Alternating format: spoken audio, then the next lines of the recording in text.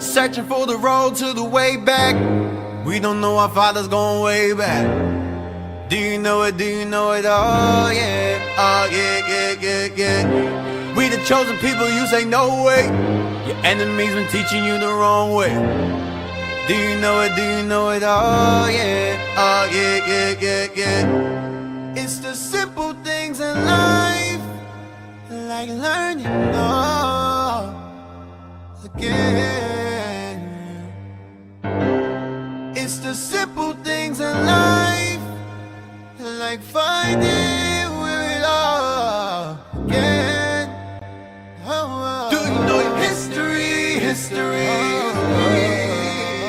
Yeah. Do you know it? Do you know it? Oh yeah. Oh yeah, yeah, yeah, yeah. Do you know your history? History. Yeah. Do you know it? Do you know it? Oh yeah. Oh yeah, yeah, yeah, yeah. Do you know it? Tell me, do you know it? Do you know it? Tell me, do you know it? Do you know it? Tell me, do you know it? Do you know it? Tell me, do you know it? Do you know it? Tell me, do you know it? Do you know it? Tell me, do you know it? Do you know it? Tell me, do you know it? Do you know it? Tell me, do you know it? History. Now we going back. He done on my back for sure. When I let the truth go, we gon' let them know. My people on my back for sure. I hold them down.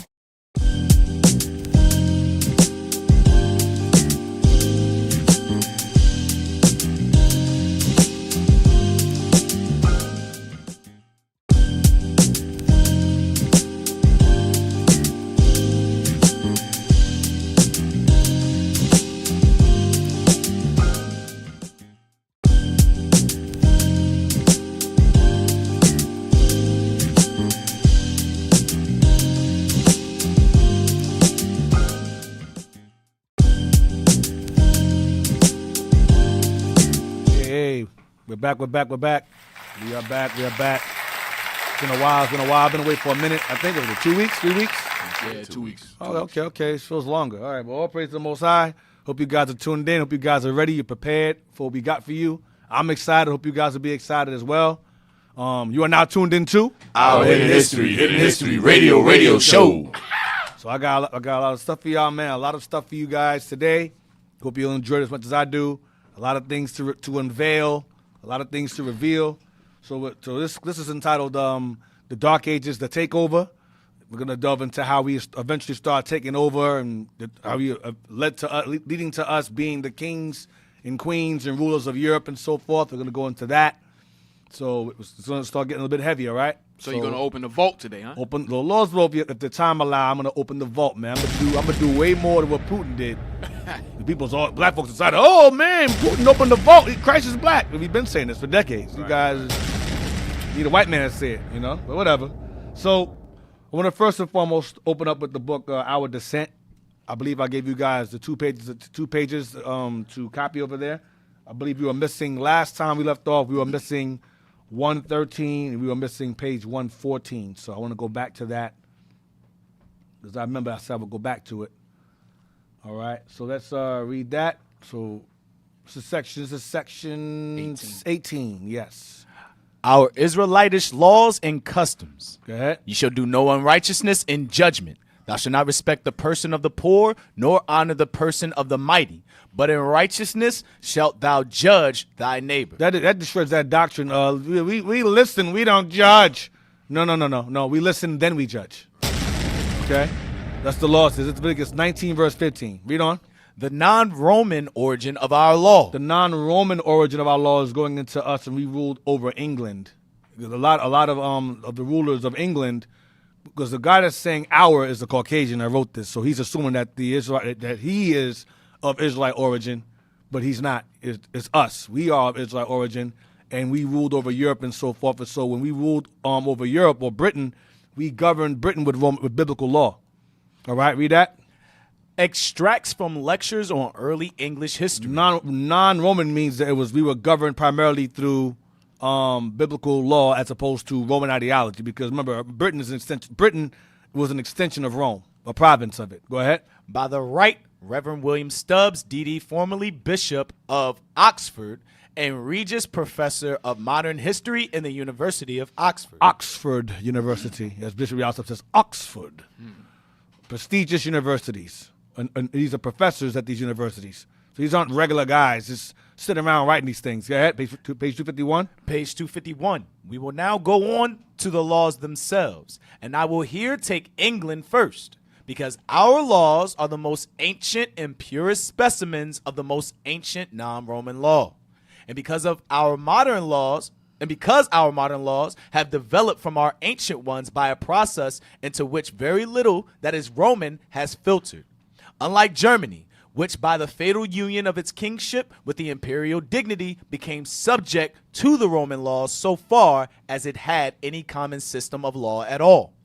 Unlike France and Spain, which had the full benefit of the earlier law of Rome. Those are all extensions of Rome, so they were governed by Roman law. Germany as well. Go ahead. And whose conquerors learned to legislate for themselves in the form of selections from the code of Theodosius. Of the early English laws, we have extant codes of considerable length from the hand of Ethelbert, the first Christian king. Black man. Go ahead. Whittrade is the same name we saw or came across, or names like it in the Cambrian biography. Whittrade. Go ahead. Like that's a Silurian name. Whittrade. Go ahead. And other kings of Kent. Ina, king of Wessex. Alfred the Great. Black. Edward the Elder. Black. Athelstan. Black. Edmund. Edgar. Ethelred. Canute. Edward the Confessor. William the Conqueror. Henry the First. Black. And every other sovereign from Henry II downward. All the Henrys are black. Now you see Canute here? Canute. Now those of you who I'm an anime head. Vinland Saga. It's called a show called Vinland Saga. And you have the king named Canute. All right, and you had Thorfinn. Well, he's called Thorfinn the Black. We'll probably get to that later on.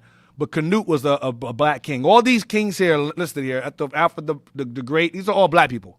Every last one of them are black. All of them are black. All of them are black people. Canute especially. When you watch Vinland Saga, of course the Ammonites, they whitewashed him. So you see his father named Thor's to the right. That's Thorfinn's little boy. You have Askeladd up to the top left. You have Thorfinn older. Right there. And you have Thor's, his father to the right. The black hair, that's Thor's, his father. These are the Jomsburg Vikings. The Jomsburg Vikings were all black people. All of them are black. I'm going to get into that later on, but this is all black people here. The guy Askeladd, right there with the sword pointed, go back to him again. He professed to be a descendant of King Arthur, who was a Silurian. They professed themselves to be the descendants of these Silurians because they were Silurians. The Silurians were Israelites. I went over this dozens of times. If you've been watching and paying attention to the lessons or going back and watching them, then you understand. You should be all caught up. I know I cover a lot of things within 2.5 hours, but hey, it is what it is. So Canute, you get an image of him as well on the show. Canute. Here's him younger and older. I think in season 1 he's a kid, but then season 2 he's older. I posted the book on the Jomsburg Vikings. Okay. Will I be going into that yet? Not yet. Yeah, that's Canute, older. You see, he's all whitewashed. Ammon, we can't be niggas ever. No. So Ammon, of course, made these figures like Leif Erikson, black too. All these are Danes and so forth. These are all black folks. Okay, you have black Vikings and you had white Vikings. So don't get confused. I'm not saying that every Viking was black. You had white ones and you had black ones. They were like sea kingdoms. They sailed the seas. Their captains were kings over the ship, like Blackbeard, all that other stuff. Just to give an example, but Canute was the actual king. All right.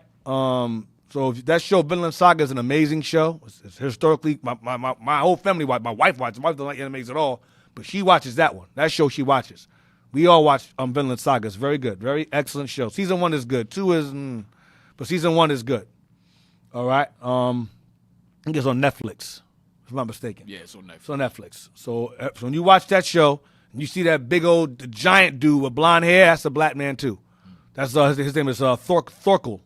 That was Thor's brother-in-law. Thor's married Thorkel's sister, but Thor's is way stronger than him anyway. But anyway, all black folks. So now, if black folks had this knowledge of their history, we would be a lot more proud of our race. We try to be everything else but niggas. You know, I'm foundational black American. We were always here. Nah, Negro, you're not always here. Your ass is put in the bottom of a ship, all right, and shipped over here. You are not always here. That mystical, magical, Native American Negro shit, stuff, y'all gotta stop, man. Y'all gotta stop it. Y'all gotta stop it. Just stop. The white man love Egypt. Y'all niggas love Egypt. The white man mystifies Native Americans. Y'all do the same thing. Right. Ooh, the Native Americans. Ooh, mystical, magical Native Americans. They're like brown unicorns. You're going to stop this, man. You're not Native Americans. Stop. You're not. Now, are some Negroes walking around Native Americans? Yes. We're Native Americans reclassified as Negroes, the ones that pass for Negro? Yes. But all you niggas aren't Native Americans. Just stop there. Stop it. Stop. You're ashamed of your culture. You're ashamed of your people. Your foremother and forefather were put in the bottom of a ship and brought over here. Packed like sardines and brought over here. Sorry to break it to you. Sorry to burst your bubble. We were brought here in ships. And I'm proud of that history. I'm proud of it. Because it's biblical. Right. It proves there's a God. It proves who we are according to the Bible. So I love that. I love that history. I'm proud of it. I know for a fact I'm a descendant of a slave. I found him. All right? So I know I'm a descendant of a slave. And I'm proud of that history. Because that history proves that we are who the Bible says we are. Right. While you dumb niggas talking about, I'm Negro, I'm a foundational American. Just so you know, America is after a Spaniard's name. Just so you know. Amerigo Vespucci. You're a foundational black Spaniard, basically. Spaniard conqueror. That's what you name yourself after. Damn. Stupid as hell. Not a nigga, but you American. A white man's name.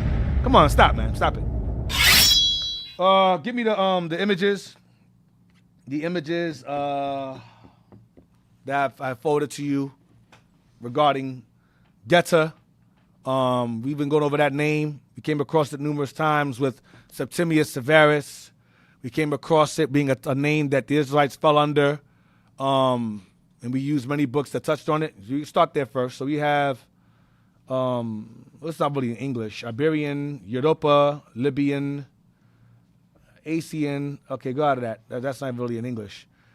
Go to the next one. There we go. That's what I wanted. So zoom into the map first. Cut the bottom, yeah. So you see sources: Ptolemy, Herodotus, Procopius, Strabo, and Pliny.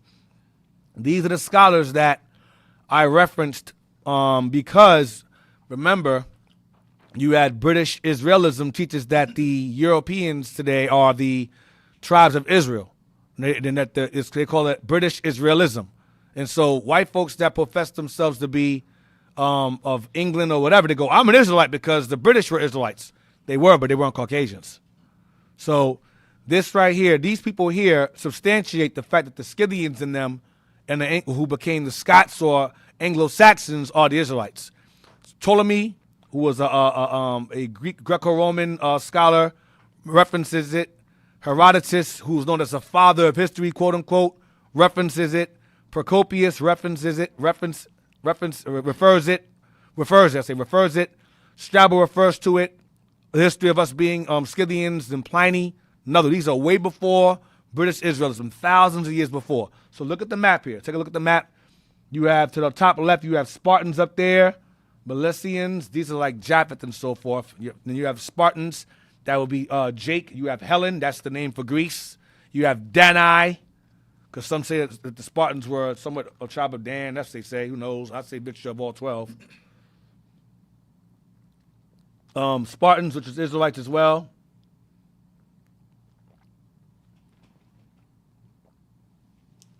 You have Dardania, Alani, Moesia, Geta. See Geta right there? Geta right there? Geta. Go over there to the right.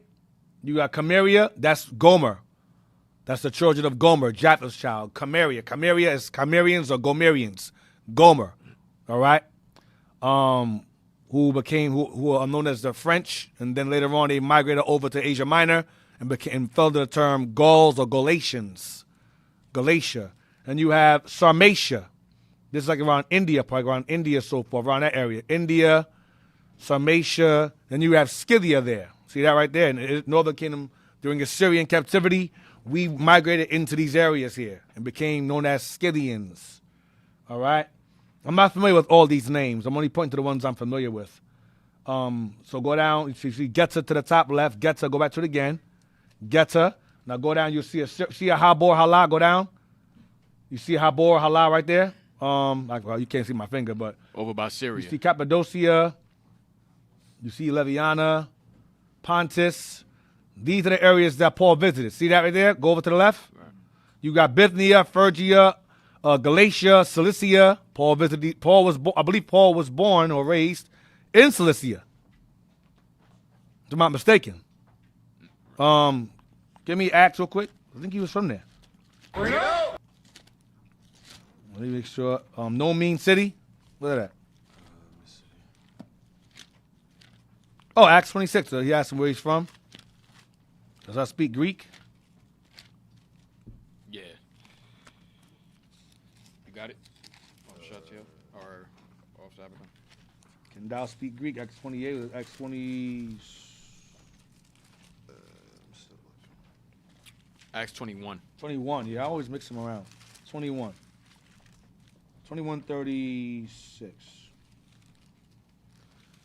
Yes, sir. The book of Acts, chapter 21 and verse 36. For the multitude of the people followed after, crying, Away with him! And as Paul was to be led into the castle, he said unto the chief captain, May I speak unto thee? Who said, Canst thou speak Greek? Because he spoke to the soldier in Greek. So he said, "You speak Greek? Wow. Go ahead. Art not thou that Egyptian? Are you not what? Art not thou that Egyptian? Paul was being confused with an African man. Are you not that Egyptian? This is before the Arabs took over. A lot of the Arabs are Turks today, Ottoman Turks, which are Edomites and Arabs mingled together. They took over Egypt, so a lot of black folks, so you got people saying, "Oh, Egyptians are white." No, they're not. They're black. They were originally black, and Paul was being confused with one because he was black too. Read on. Which before these days made us an uproar, and led us out into the wilderness 4,000 men that were murderers. Go ahead. But Paul said, I am a man which am a Jew of Tarsus. I'm a Jew of Tarsus. Go ahead. A city in Cilicia. A city in Cilicia. In Cilicia. Go ahead. A citizen of no mean city. And I beseech thee, suffer me to speak unto the people. That's all I want. So Paul is from this area here, Cilicia. A city in Tarsus. All right? Tarsus. No, I'm sorry. He was from Tarsus, a city of Cilicia. Excuse me. So he's from a place called Tarsus, which is located in this area here. Circle it again, Cilicia. He's from there. Paul was from there. So Paul basically was able to travel and teach from where he's from, and all around there. Galatia, Bithynia, Phrygia. You got Pontus there. Go over. Pontus there. You got Cappadocia, Habor Halah. You see Habor Halah, and you see Gozan, and Syria there. Paul traveled these areas. That's how Paul encountered the Scythians. Northern Kingdom was in these areas. Northern Kingdom resided in these areas. Now this map has it a bit bushed together, but nonetheless, Northern Kingdom was placed in those cities during the time of Assyrian captivity. And they migrated, some of them migrated further west, found their way in Britain. Some found their way all the way over to the Pacific Islands, Pacific Polynesian Islands. And a lot of the bulk of them found their way into the Americas. Okay, found their way, by the time of Persian captivity, they made their way to America. All right? So, also into Africa as well. So, Habor Halah, so you have Assyria, Babylonia. You got Susiana, that's mentioned in the Bible as well. Persia to the right. You got Carmania, that's Iran right there. Carmania, Iran. All right. You got Hyrcania up there to the top left. All right. Let's see. We got go up to the top right. You got Bukhara. Bukhara. Sake too over here. You go over to Sake. Go to the far. Yeah. Go up. Right there. Yep. That's the Saxon. Sake. That's us over there too. I told you we migrated further east. Sake over there. That's the Scythians or Saka. So as in Isaac, children of Isaac there. You go over to your left. Bukhara. Okay, we were there also in Bukhara. We migrated there as well. Go down. Now go down here. Now read that. Legend. I gotta look more into this, but I gotta see it might be a possibility. Read that. Legend. Iberi, Habor, Hebrews, Saxiani, Sake, Sakistan, Sakasine, Isaac's son. So the place today called Sakistan is where Isaac's children went. So Saka is Saxiani, Saxon. That's Israelites there. Isaac's son. See that? Isaac's sons. Sakistan, Saka, Sakasine, Saxiani. Go ahead. Rahabini, Rahabane, Ravana, Robites, Reuben, So that goes to Reuben. Go ahead. Samnite, Simeon, Laviana, Levi, Gadrosa, Gadaptres, Gerditha, Gate, Gad, See? Get to Gad. Go ahead. Ephthalite, Huns, Naphtali, Orsi, Osiriates, Asher, Danai, Damne, Dan, Zabulistan, Zebulon, Sagarti, Sakarduli, Sagarasi, Skordisi, Sakara, Issachar, Benagurum, Banagara. Yup, all Yup, in India. Not All in India, shown. not shown. Benjamin. Aspagani. Aspagoni. Aremaspai. Joseph. So I gotta look into these things, but the Geta part is definite. The Geta, the Saxons part, the Sake Saxons, that's accurate. Right. So the Habor part, I'm not sure. The Rombites possibly as well. Leviana possibly as well. But the Geta part, go over to the right. There's Gad there. That's true. All right. So, real quick, get me African presence in early Europe.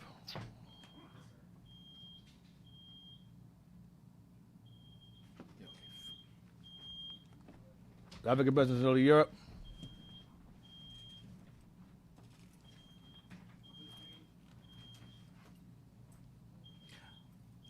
African presence in early Europe. I want page 42. All right, so we see here. See this black man right here? Okay, look at that. There's no way in hell you can get a white man out of that at all. That's a white man, something wrong with you. Now, that map, you guys, if you're going to screenshot it, be mindful. I have to research it more. But the Geta part is definite. Gad is definite. So I got to look more into that stuff. Then I will revisit that map again at some other later time. But we're going to see what we get out of it. All right, regarding that. But the Geta part being Gad and the Saka being Isaac's sons is accurate. So out of the 12, those 3 are accurate. So I'm going to look more into the 9. I'll look more into the 9. Okay. So we see a black man right here. All right. Go down. Scroll over to the right. Let me see what we got. What we got there? Yeah, zoom out. So okay. So it's obviously a broken up image. That's his legs there, his head's there. So it's a bunch of them running. A bunch of them. See that? Black legs, black feet, white. You see his white. We got a loincloth. There's a loincloth maybe he's wearing. He's white. See, so his skin is black as hell. He got some kind of ankle bracelets on. All right, now I want you to go down to see what this is. Read that. Figure 3. Minoan, captain of the blacks. Minoans is just Japheth. Minoan, captain of the blacks. That's Japheth there. Go back to the image again. Minoans are Japheth. That's Japheth there. That's the Cimmerians you saw. I showed you earlier. Cimmerians. All right, and they migrated all throughout pretty much to the Polynesian Islands. And when Edom came and took over Europe, he mixed either mingle with them or pretty much forced them out or killed them out of those areas. Okay, but this is a Japhetic captain, okay? Or captains, whatever. But this is Japheth here. Black as night. All right, now, give me the next, give me page 54. This is Japheth again. Boxing. Go down. Look at their hair. How long it is. That goes back to Samoans, Hawaiians, Polynesians. That's them there. Go down. Figure 9. Boxing princes. That's Japheth too. Boxing princes. They're boxing. I think boxing came from them. That's right? them in color. Yeah, boxing came from them. Yes, that's them there, black as hell. That's them again. That's in color. All right, boxing. They started the Olympics. They start the Olympics, yes, and then Edom, of course, has no culture, so he stole from them. Go down. Was there at the bottom what that is? No? It don't matter. That's Japheth. I'm gonna tell you straight, it's Japheth. You can just Google that, you'll find it. It's Japheth. That's them also. Wrestling. Wrestling again, butt naked. Edom loved these people. Edom loved them. They were weird as hell too. Japheth is weird too. So that's them men wrestling butt naked here. All right. They're lightened up here. Go to the next one. That's them all. That's them again. Dark haired, black hair. Okay, see their hair all woolly? Yep. Peppercorn structure of their hair. And them fighting. It's Japheth fighting.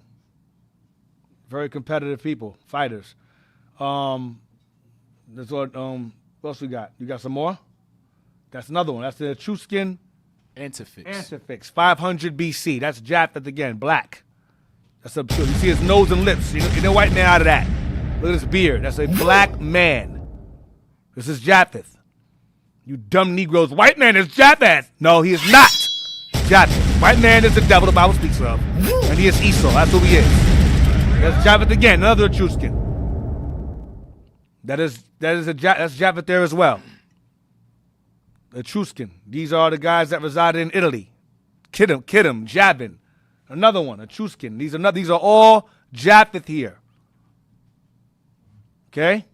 Black folks. Let's get some more. Another one. Black man. 600 BC. 600 BC. This is called the Greek Dark Ages. Yes. This is referred to as the Greek Yep. Dark Ages before the white man took over. The Greek Dark Ages. When they conquered Japheth and assumed their identity. Like he does everybody else. Any more? You got some more? This is them again. You see the white woman there? That's a woman there. So you can tell the difference between men and women. They made her white because it's a woman. You got her breasts out, all of that. Those are men, and that's a woman in the middle. They make the women white, so you can distinguish between male and female. They have the same long hair. So that's their woman, and that's the men walking around there. This is Japheth as well. The same guy you see boxing is the same guy I see walking here. Same exact people. Go back to it. Here you go. Same people. This is Japheth. This is how Japheth used to look. Noah had 3 sons. All of them looked like him. Black, just like Adam. Black. The first white man to come on the scene on the earth was Esau. Well, yeah, I'll say Esau. You go further than that, but you know. And they was ruling. Cain, I'll say it. Cain he was black first, and he got switched over. Then he came back as Esau. You were saying, Jazz, officer?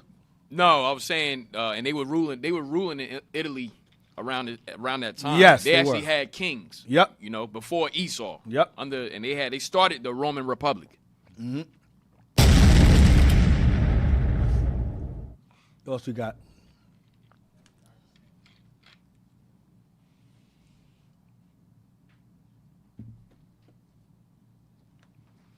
Here we go again. That's Tarquina. That's Italy. Tarquinia is Italy. Okay? Tarquin. This is Japheth here. Them same guys you saw earlier that were white, that were kind of white and lighted out. That's a darker depiction of him. Okay, the beard, the big beard, and so forth. That's them there. This is all Japheth here. There's no denying it. I think that was one of their kings. Let me look it up. Tarquinia. Yes, sir. Go down. You got Aquateri fresco. Another more Japheth again. Yeah, you're right. It's Tarquin. Tarquin was his name. And then he got dethroned. I believe.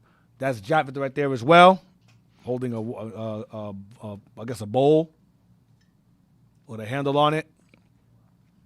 What we got next?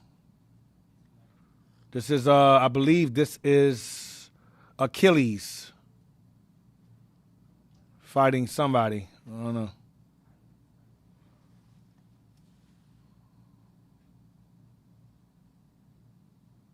It's Achilles and Agamemnon fighting, I believe. And this, not that one, the other one. Because remember, Edom and at some point, Edom and Japheth start ruling together. So you're gonna see white man here. Go over. Yeah, that's them fighting against going back and forth with Edom here. They're referred to as the Latins or Latium. That's Edom there. Go over. Oh no, I'm sorry. His name was Tarquinius. Tarquinius, yes. Yes. Tarquinius is his name. Yes. Go over next image.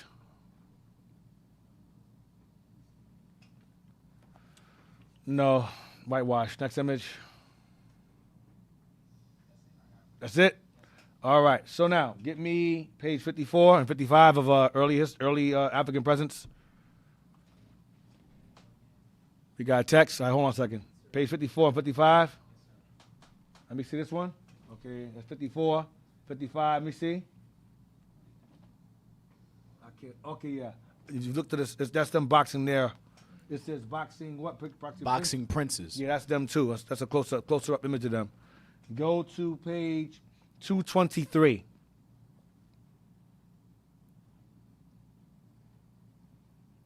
After this book, I'll answer the text. After this book, I'll deal with the text. Because the next book is basically pictures.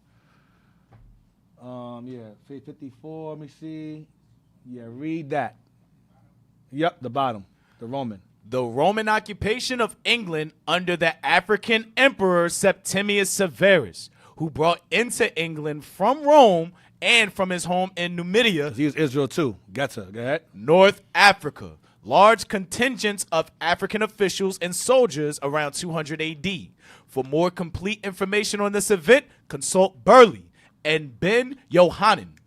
We must not forget about the 700 years of African Moorish domination. When we ruled the takeover. When we ruled the takeover. Go ahead. Over the Iberian Peninsula. We ruled over Spain.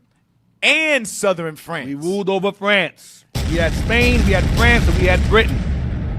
711 to 1492 AD. That's just over those areas. We had Britain and all that too. All right? Read on. The African presence in the British Isles is either acknowledged or totally avoided. It's either acknowledged by scholars or totally avoided by scholars. They want Negroes can't be anything. We were in Africa throwing spears and saying unga bunga. We're talking in cliques. That's what we are in history. That's all we are. But we ruled Spain. We ruled France. We ruled Britain. And we intermingle with them same black folks that I showed you earlier. That was Japheth. We mingle with them. The minority that was in Britain, we mingle with them. Okay? Read on. The African presence in the British Isles is either acknowledged or totally avoided by those scholars who do research in this area. None of the books I have encountered have attempted to deny the presence, or if they acknowledge it, to present the people as anything but free and independent. And they'll be slaves. If they do acknowledge it, they're slaves all of a sudden. Go ahead. In fact, people fitting an Africoid description are cited as being the earliest inhabitants of those realms. Yep. And this point is even verified in British literature and mythology. Now go up. No, go back to the picture again. Go up. That's Septimius Severus right there with his wife. I believe she was an Arab. And you see his son. He's all brushed out, but he's black like his father. And the other one, brother's son, is white like his mom. Now, in the movie Gladiator Part 2, they made them twins and Caucasian. The woman said, I think I played the video way back. She said everyone in that movie should be black. Everyone in that movie should have been black. Denzel played Macronus. He was black. Septimius Severus, black. His two sons, black. Everyone should have been black in that movie, including Maximus' son himself. Go down. Let's see what this is.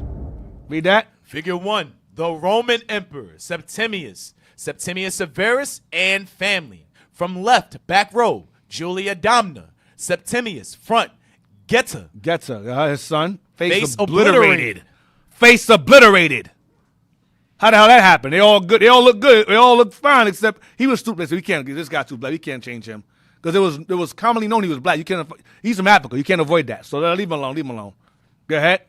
Caracalla, Geta, which is supposed to be Gad. Geta. Go ahead. Caracalla, The other son. Go ahead. property of the Stalitch Museum, West Berlin. West Berlin. Go ahead.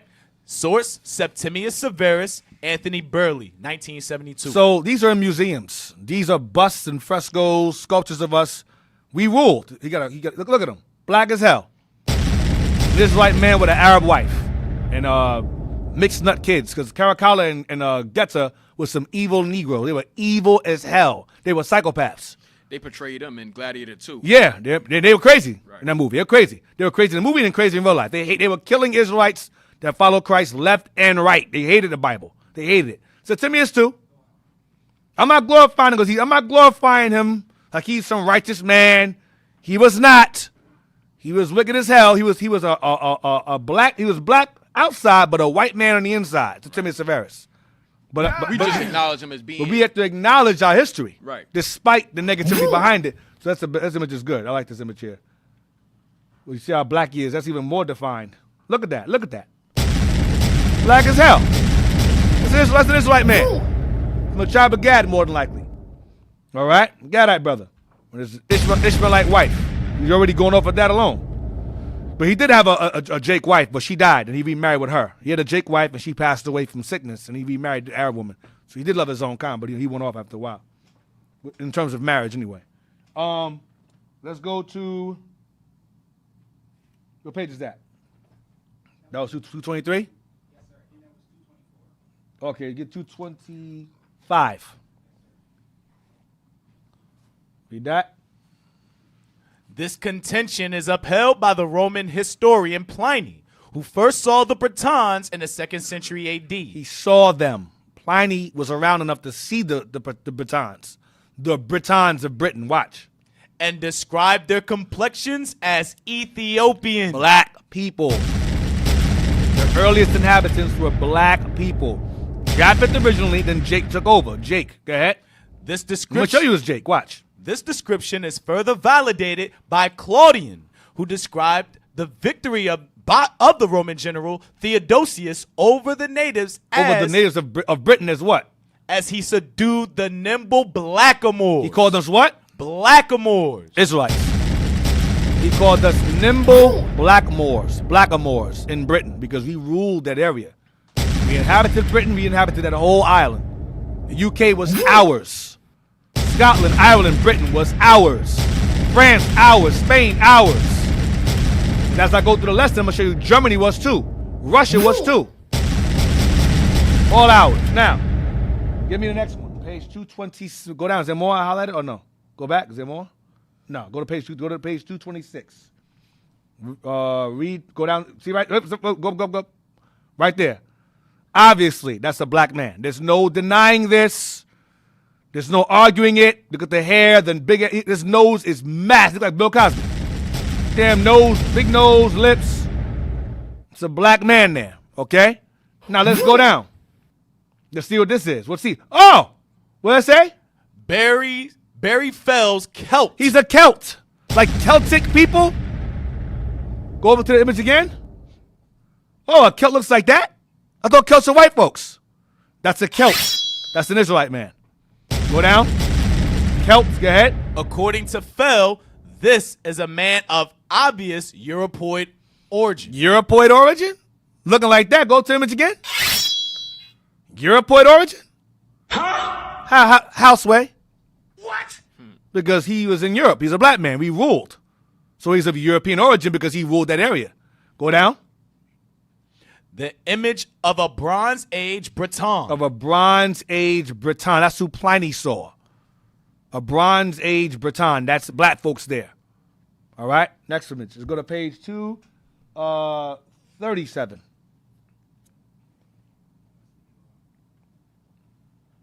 Go down to the bottom of the page. Yep, read that.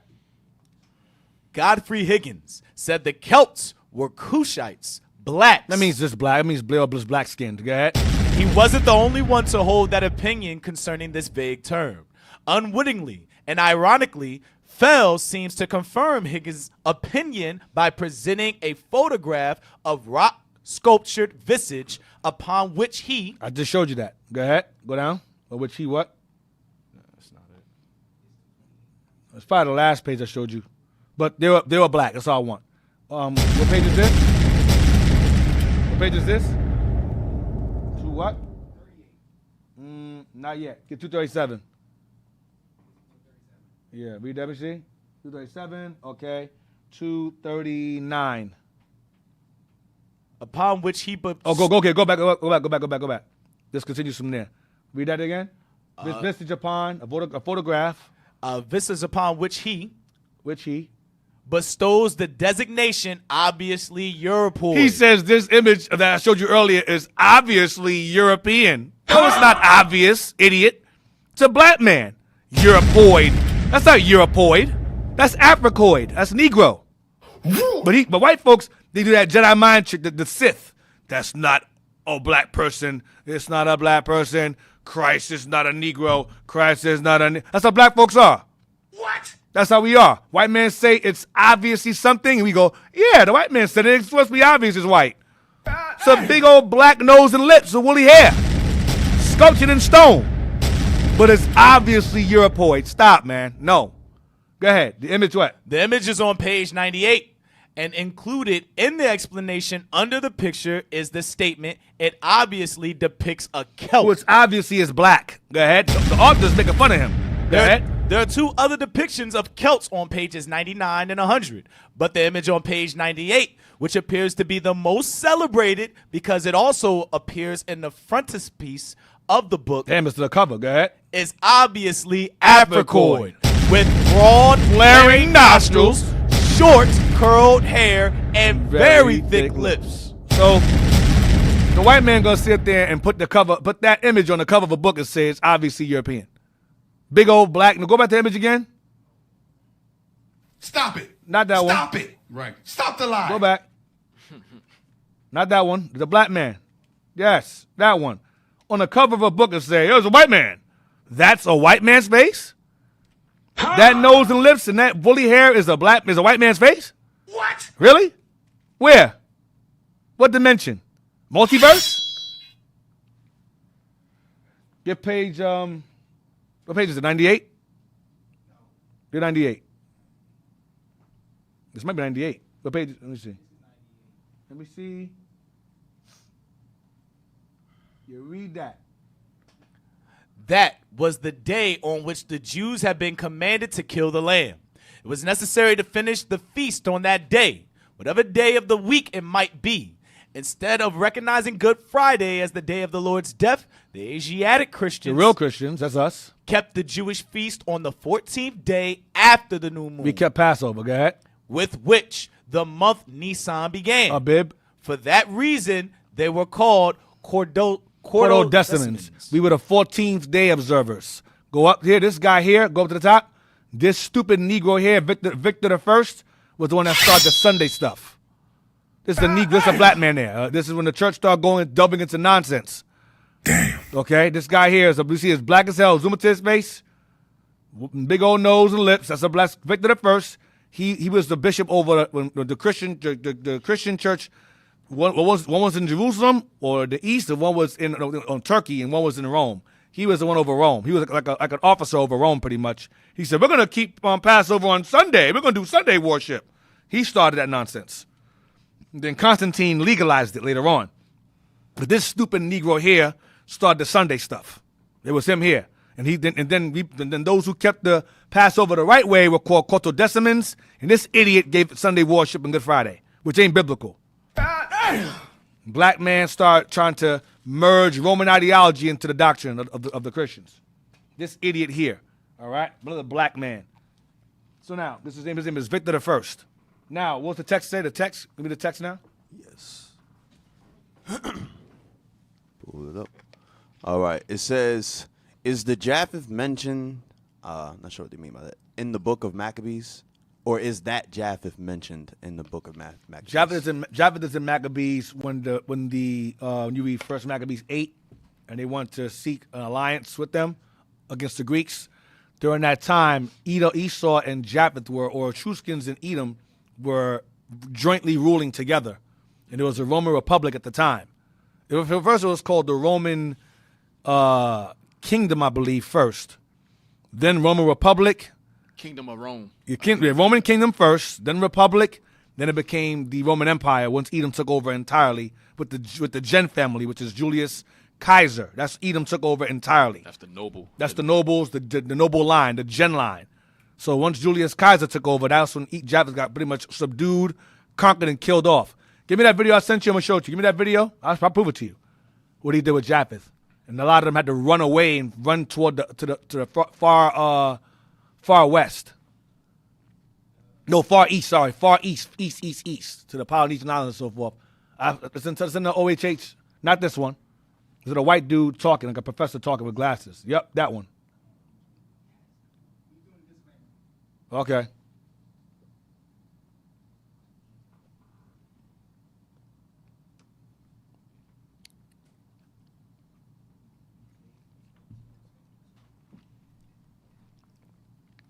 When Gaius Julius Caesar, Pause. You say you pronounce the name correctly. Read it. Play it again. When Gaius Julius Caesar. Pause. And Gaius Julius Caesar, or Caesar. That's what he is. That's what they are. Kaiser. Go back again. When Gaius Julius Caesar, the guy you incorrectly call Julius Caesar, when he conquered Gaul, today France, Japheth. he killed 1 million of the Celtic population living in Gaul. Pause. He killed them out of the area. Okay? Now, of course, that would include us and them, but he killed a lot of people, millions of them. Okay? Continue. Celtic population living in Gaul. Now you go, how bad was that exactly? There were 3 million Gauls. Damn. He murdered 1/3 of the population. He enslaved another million. Yep, that's us in there. And then he turned and looked at the remaining million and went, welcome to the Roman Empire. Republic. Yep. When Gaius Julius. There you go. That's what he did. It's ethnic. They call it an Ethnic cleansing. That's what the Israelis are doing to the Palestinians. Doing the exact same thing. Killing them off and saying, this is our land now. That's what's happening. So the Celts were the original inhabitants of Europe. Well, I would say Britain was very, well, if at all, there was very, very few Japheth there, if at all, in Britain. We were the original inhabitants. But the Gauls, that was Japheth. The Gauls, that was Japheth there, or Gomer, that's them. He's saying Celts as they reside there. They fell under that title. We fell under that title as well. But he killed millions of them. And then renamed the area too. Now, give me the next book. Spain. There should be all pictures here so I can get some scriptures after this. Spain. I want page 35. It's called Spain, History and Art. Get the book first. I want to cover the book first so you can see what we're looking at. Okay, here we go. By Bradley Smith. Spain, A History and Art by Bradley Smith. Introduction to the History of Spain. Manuel Ferdinand Alvarez, University of Salamanca. All right, let's go to the next one. Let's go to page 35. Will it zoom in? Well, what do I want from here? As I forgot why I want this in the first place. We know that the Iberian farmers, read that. We know that the Iberians were farmers and that they domesticated animals for food, clothing, and transportation, as evidenced by the remains of stockades located within their walled villages. Short breeches pants and belted tunics were woven from hemp and flax. You had linen on. We wore linen. That's the Israelites here. Go ahead. And some styles reflecting the wearing apparel of these ancient dwellers can be seen in modified form even today in southern Spain. They went into battle with the espada falcata, forged sword, which later became famous throughout the Roman Empire. It was designed for both slashing and thrusting. A weapon, go ahead. In this efficient weapon, the blade was sharpened to a fine point, and the cutting edge ran across the entire front and down 1/3 of the back. Damn. Pommels were usually decorated with a bird or a horse's head. The espada falcata was valued for its temper and the forging of these weapons was perhaps the earliest of Iberian industry. These are weapons. Go ahead. Into the peninsula from the east came the Celtic invaders, who first fought the Iberians and later became integrated with them in a new culture, the Celtiberian. So that's them, us moving in. We came up in there, we mingled around and took over. We became Celtiberians. Go ahead. A vigorous race of warriors migrating from the Danube basin. The Celts first spread south from Austria and Bavaria, over the Alps and into Rome, which they attacked and sacked 400 years before Christ. Rome brought them off with land and gold, and they went on westward. A major Celtic base was founded at Massilia, a strategic harbor which had previously been occupied by the Greeks on the Mediterranean, where the cities of Marseilles now stands. Go ahead. In contrast with the Iberians, the Celt were a medium to tall, often fair, usually blue-eyed people. That's the white ones, not the black ones. Go ahead. Early Greeks referred to them as Keltoi, and Now, go down. Again, go up. That's fine. And the Greek writer Herodotus recorded the diffusion of the Celts over much of the Iberian Peninsula. Now go down. Go down to the picture there. Go down to the picture. This right here is a Celt. Now, blue eyes and blonde hair, I don't see it. Nope. Go down. Let's see what it says. Let's just show what it is. We right there. Modern bust of what? Modern-looking bust of an Iberian woman. That's an Iberian woman. That's an Israelite woman. Shows what? Shows arm and waistbands and painted breasts or breastplates. Go over. Go back over to again. That's a woman. Go back over again.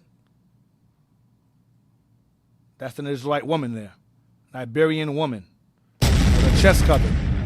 That's an Israelite woman, a Celtiberian. That's what that is. Okay? She very much favors the Celt I showed you guys earlier with the big nose and lips. Her hair is short too. All right? So now, go to the next page, page 51.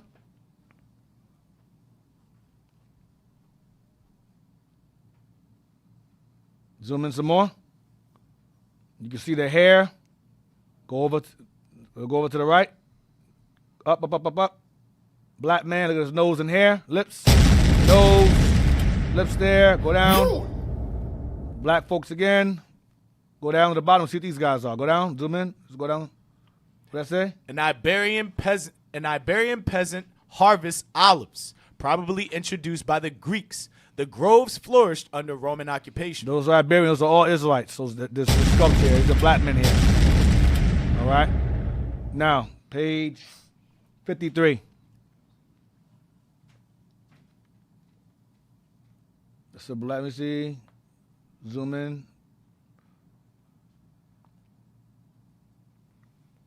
Read that. Hispano-Roman charioteers drive their plunging horses across the huge mosaic of a circus scene uncovered in Barcelona. Hispano-Romans are Spaniards that ruled over Spain. Romans. And Rome went over there and conquered. That's what they were called, Hispano-Romans.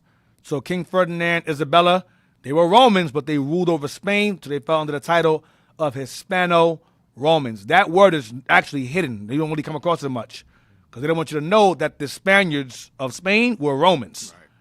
The same people. Julius Caesar, that's his people over there that migrated over to Spain. They were called the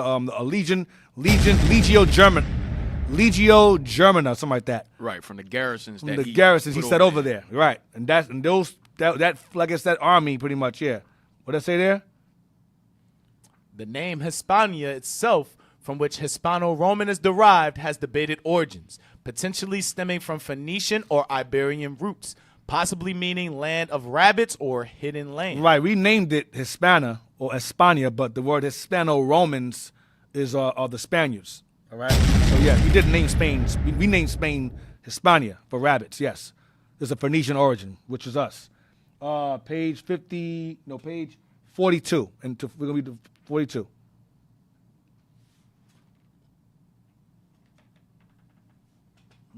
Read that. Go to the top. The Celts, however. The Celts, however, already had a bull god and domesticated bull. We are idolaters as usual. Go ahead. No doubt the Phoenicians were familiar with legends and possibly facts about the kingdom of Minos and the palace at Knossos, which seems to have been the center of the cult of the bull in the ancient world. The Phoenicians left little of their culture, being traders rather than colonizers. This is us. Go ahead. And their influence on the Spanish peninsula was transient.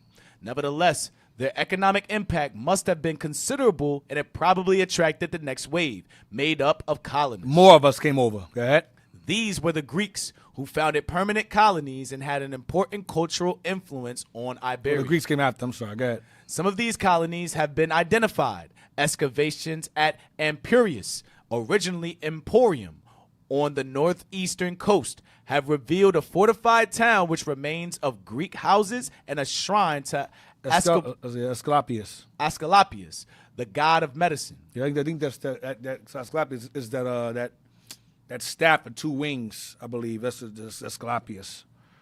I'm gonna go down. I don't know why I want this page for. Go down, let me see. I don't know why I wanted this. Go over, let me see. Oh, here we go. Okay. Go down to after a few hundred years.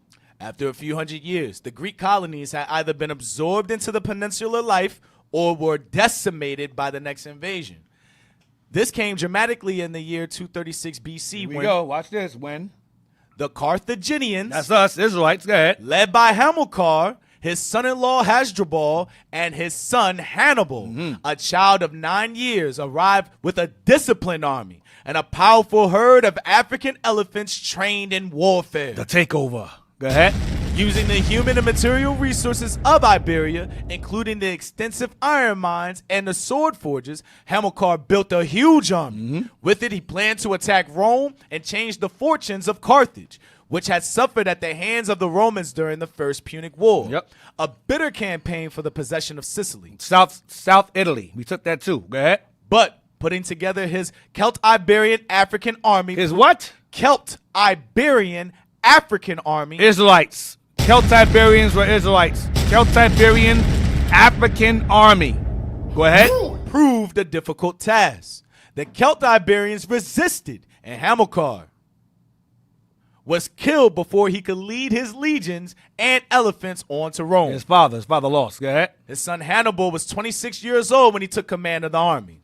His first move was to attack the fortress city of Saguntum, a Roman protectorate near the present city of Valencia, on the eastern shores of Spain.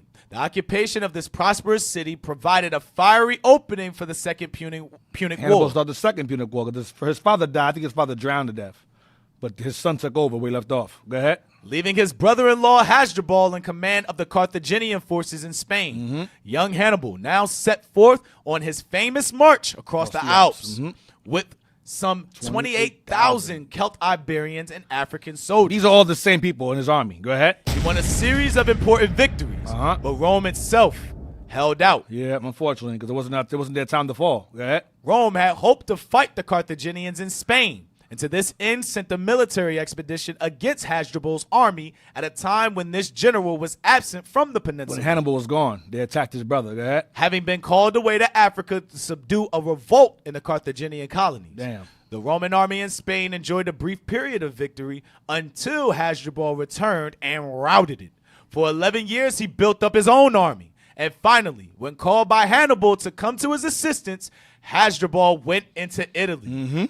There, his men were defeated and he was killed before the two Carthaginian armies could meet. Damn. Go ahead. In Iberia, Rome had intelligently maintained a small army, which now seized the leading army stronghold of New Carthage. Today is Cartagena. Cartagena, yep. Thus began the destruction of Carthaginian strength. The Roman general Scipio was primarily responsible for the victory. Yep, Scipio Africanus. Go ahead. And following his success in Spain, he was given a larger army and a fleet with which to attack Carthage. With the final defeat of Hannibal and his armies, all Carthaginian possessions in Spain became provinces of Rome. Give me First Maccabees 8 and 4. Maccabees records this. First Maccabees 8 and verse 4. The book of First Maccabees, chapter 8 and verse 4. And that by their policy and patience they had conquered all the place, though were very far from them. And the kings also that came against them from the uttermost part of the earth. No, I'm sorry. Jump to verse 3. Yes, sir. I'm sorry. And what they had done in the country of Spain. Rome, what Rome had done in the country of Spain. Go ahead. for the winning of the mines of the silver and gold which is there. They won the mines, the silver and gold, and there was enough wealth in the mines to make Rome rich enough to become an empire. So when they conquered Hannibal and his armies and took over Spain, that made Rome rich enough to become an empire. They acquired much, they amassed huge amounts of wealth from those mines alone. All right? This is around 218, between 201, 206 BC, Hannibal. I got that written down. He lost. Go ahead. Can you read the verse with us? No, that's all I wanted. Okay. Read that, the Carthaginians. The Celtiberians, however, were in no mood to change masters. The Carthaginians had at no time occupied more than a small portion of the country, while the Celtiberians had developed cities and provinces that were largely self-governing. One of the most important Iberian provinces, called by the Romans Lusitania. That's a bank. Lusitania. Go ahead. Became a center. That's a bank or a place. Go ahead. Became a center of the resistance. Viriathus, the first in a long line of Iberian heroes, fought a series of victorious battles against the Roman legions. That's all I want. So go up to the top now, Imogen. Let's see what it says there. The Carthaginian what? This Carthaginian sculpture, which looks like the figure of a priestess wearing necklace and earrings, comes from the island of Ibiza. Now remember, the Carthaginians are black. That's how she looks. Yeah, Lusitania is Portugal. Yeah, it's Portugal. Yeah, I know. I wasn't bugging out. Yeah, that's Portugal. That's a black woman there. Zoom in, zoom in. Yes, just a Jake woman there. Yep. Okay, lips and nose. She kind of favors, what's her name? I can see what you're saying. You know what I'm talking about? Yeah. She favors her. A little bit. Yeah. You know what I'm talking about, right? Yeah. She favors her. That's weird. Wow. Yeah. She favors her. All right, so go ahead, Dan. I see it. Daniel 2? That's crazy. It's the chin and lips. Yeah, the chin and lips, yeah. And the nose. Yeah. Daniel 2?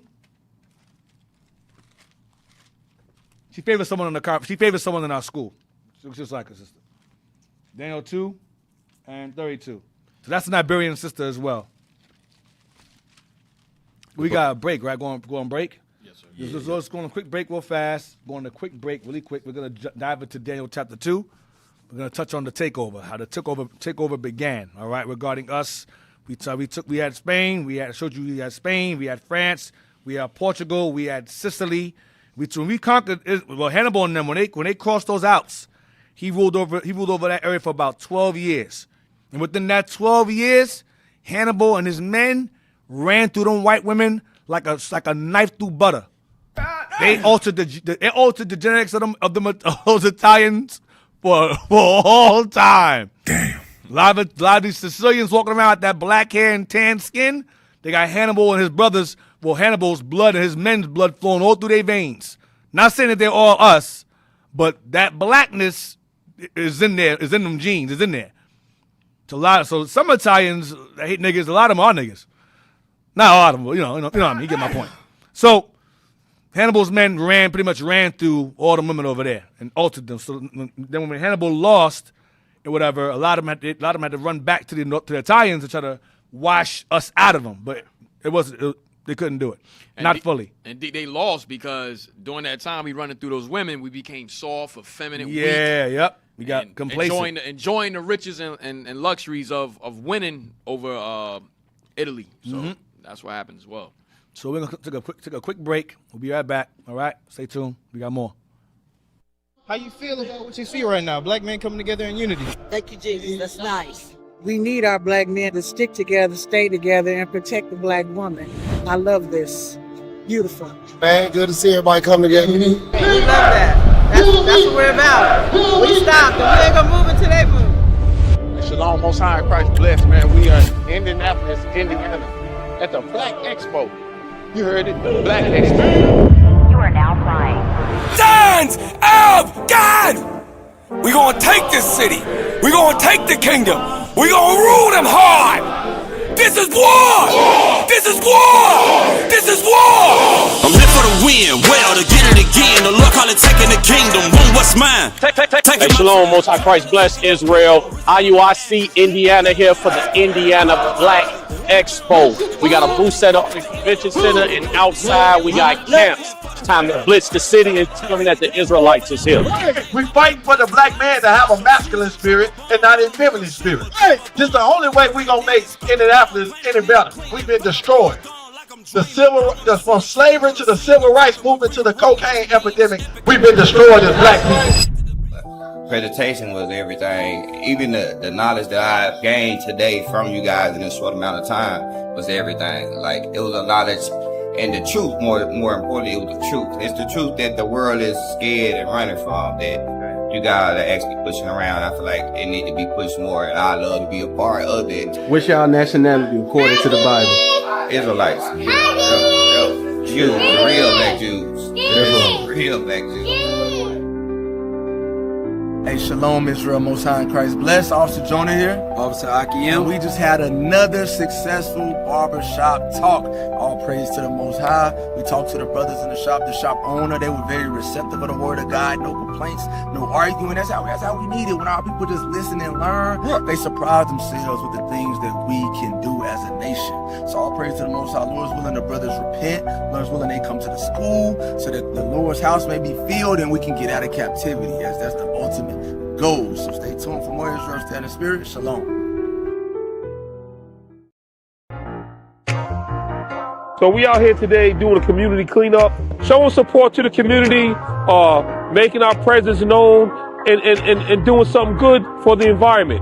Hopefully they can see that we're more than just teaching the Bible and cursing people out. What we actually want to do is something to make a change, right? We want our parks to represent us as a people and clean them up so that we can show our people, not only do you clean yourself mentally, you also got to work on cleaning yourself physically as well, right? All of that goes together. We're just here to try to do some support with these people, let them know what we're about, and Lord's will, they repent, So that's what we're out here trying to do. Here, particularly in Barrio Logan, over in Chicano Park, we've had a couple of situations where we haven't really been successful with the connection with the community. So over the years, we've made several attempts, but this is our first community cleanup. Hopefully, with this effort that we're doing, we might, gain favor with them and gain some traction and make that connection that Deacon Abiel has been talking about. So Lord's will.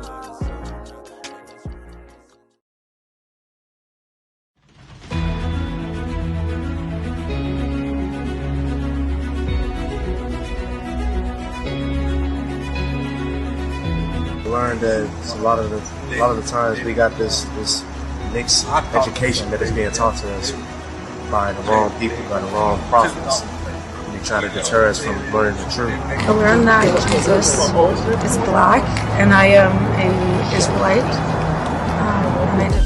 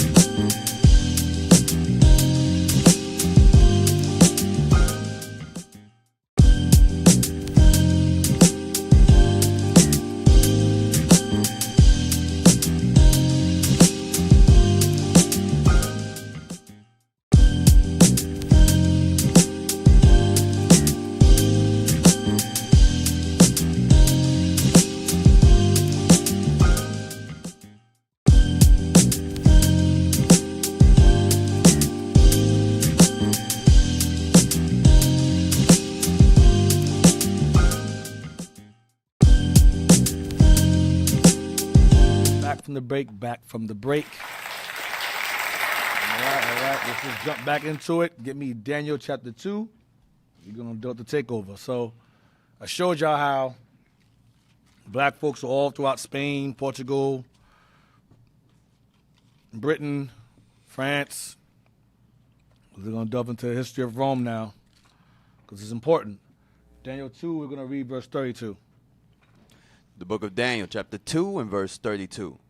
This image's head was of fine gold. This is the dream. This is Daniel interpreting the dream that King Nebuchadnezzar of Babylon had. It was a standing image, and he's describing the attributes of the image to Nebuchadnezzar to confirm to him that what you saw in your dream, the Lord is going to show me how to reveal it for you. So read again. This image's head was of fine gold. So the image you saw in your dream, Nebuchadnezzar, the head was of fine gold, which is Babylon. Go ahead.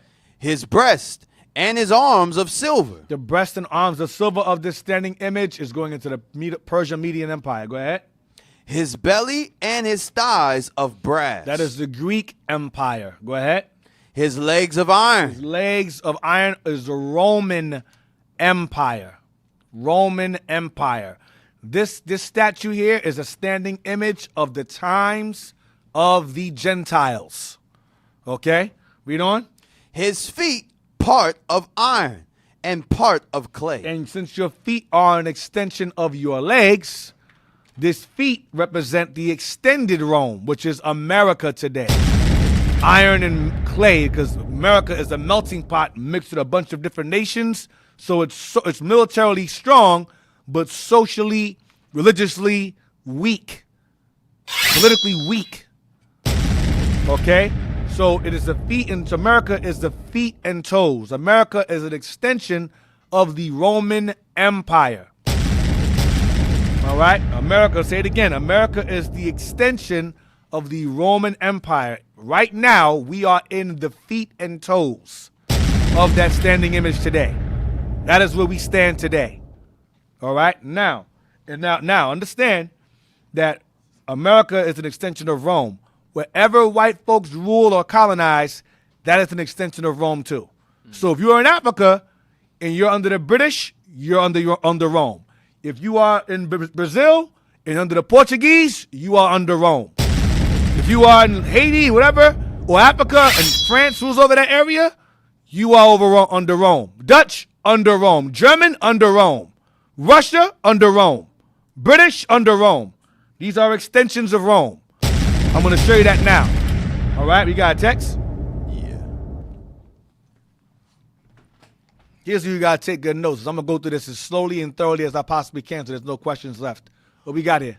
All right. It says, Shalom, Deacon Ithon, and leadership. Some time ago, I asked about the origin of the English language and if Hebrews were the architect of it.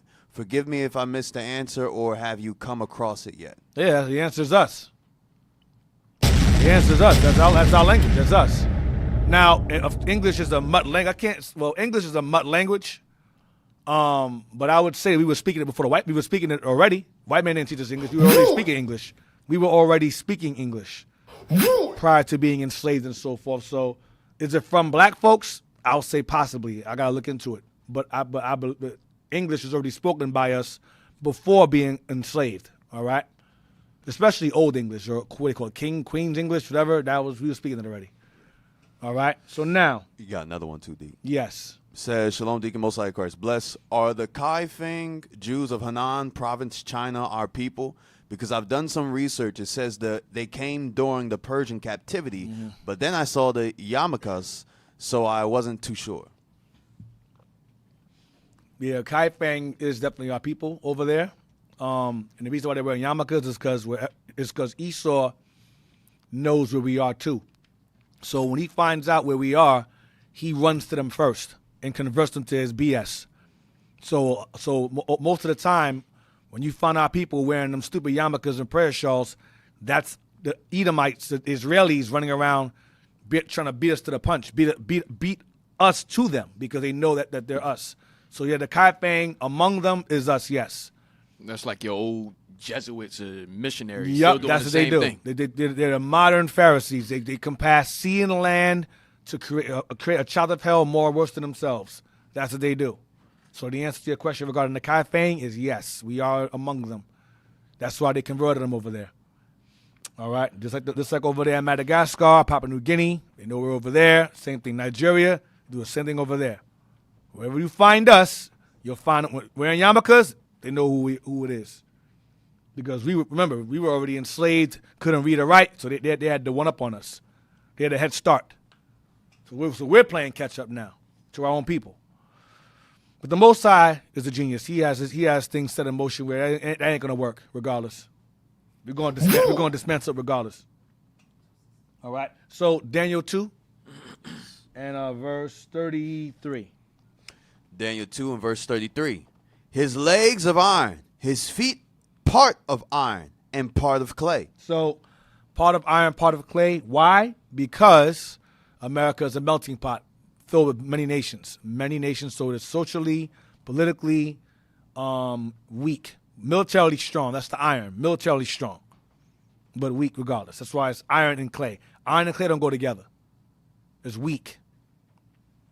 Now, get me Daniel 7, verse 3, where he goes into more detail regarding that same standing image, but now it's broken off into sections now here. Daniel 7, verse 3. The book of Daniel, chapter 7 and verse 3. And 4 great beasts came up from the sea, diverse one from another. 4 great beasts is Babylon, Persia, Media, Greece, and Rome. That's the 4 great beasts. Go ahead. The first was like a lion and had eagle's wings. The first was a lion, that's Babylon, and it had eagle's wings that traveled and conquered. Go ahead. I beheld till the wings thereof were plucked. Because the wings represent Assyria. Assyria, Babylon were jointly ruling, and then Assyria eventually was overthrown by Babylon, and Babylon took over. So the wings were plucked off, or Assyria was replaced by Babylon. That's what it means, the wings plucked off. Because Assyria is the wings, and the lion is Babylon. The wings come off, Assyria is removed out of power, which is the Babylonian power as well. Then the Babylonians or the Cushites take over. So the wings are plucked off. Assyria is replaced by the Babylonians. The Assyrians are replaced by the Babylonians. Go ahead. And it was lifted up from the earth and made stand upon the feet as a man. It stopped conquering. Go ahead. And it was given wisdom by Daniel. Go ahead. And a man's heart was given to it. Daniel's wisdom. Go ahead. And behold, another beast, a second, like to a bear, and it raised up itself on one side. This beast is a bear, and it raised itself up on one side. The side that's raised up is the weaker side. That's the Medes. The side with all the most weight on it, that's the Persians. So the Persians there's a dual empire, but the Persians were the strength of that empire, and eventually took over. So the Persians are the part that would the part lifted up is the Medes, where there's no weight, and the part where it's on the ground is the Persians. Go ahead. It had 3 ribs in the mouth of it. Yeah, 3 ribs in its mouth. That's going into when it conquered the Egyptians, Ethiopians, and the Sabians. Those are the 3 ribs that conquered, the 3 dark nations. Those 3 ribs, which are all the same family. Sabians, Egyptians, Ethiopians. He conquered those Hamite nations. Go ahead. Which were powerhouses in their time. Go ahead. Between the teeth of it. Right, go ahead. And they said thus unto it, Arise, devour much flesh. Arise and conquer, because Persia conquered. Go ahead. After this I beheld, and lo, another like a leopard, which had upon the back of it 4 wings of a fowl. This leopard is the Greek Empire, okay? And Alexander the Great was known to wear a leopard skin hat during his travels, but a leopard represents the speed and veracity of this empire. He conquered, and he conquered fast. And he had 4 wings because he traveled faster and further and conquered more than Babylon did. He has 4 wings and 4 heads. Read again. After this I beheld, and lo, another, like a leopard, which had upon the back of it 4 wings of a fowl. He traveled faster and farther. And he conquered the known world within 12 years. He started conquering at 20. By the time he was 32, he died, and he had already subdued everything. 12 years. Go ahead. The beast had also 4 heads. And when he died, his 4 men took his place, his 4 generals, Lysimachus, Cassander, Ptolemy, and Seleucus.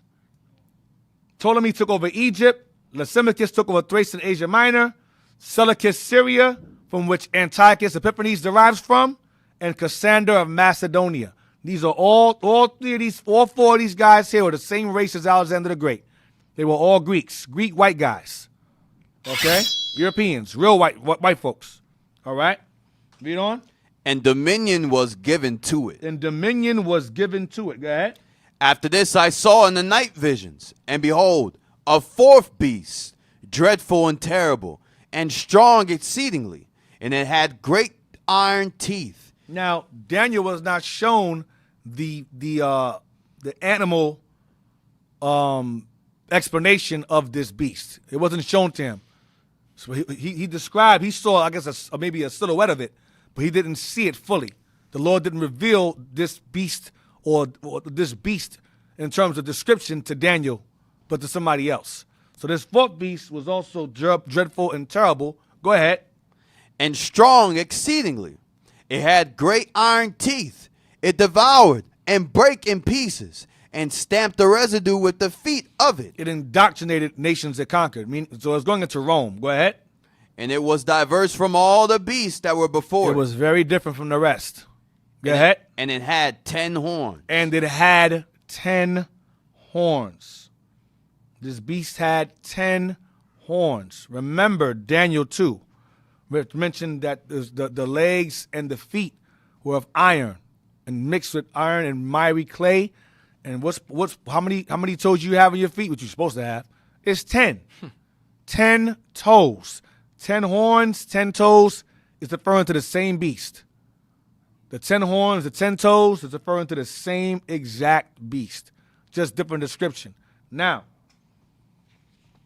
give me Revelation 13 and 1. Now, keep in mind those 10 toes or those 10 horns.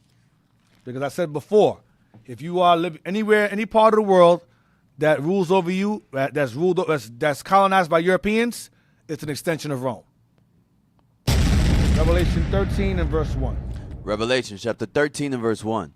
And I stood upon the sand of the sea, and saw a beast rise up out of the sea, having 7 heads and 10 horns. So here we go again, having 7 heads, 10 horns. This beast having 7 heads and 10 horns is going right back to that same beast that's described by Daniel. Okay? Same beast. Read on.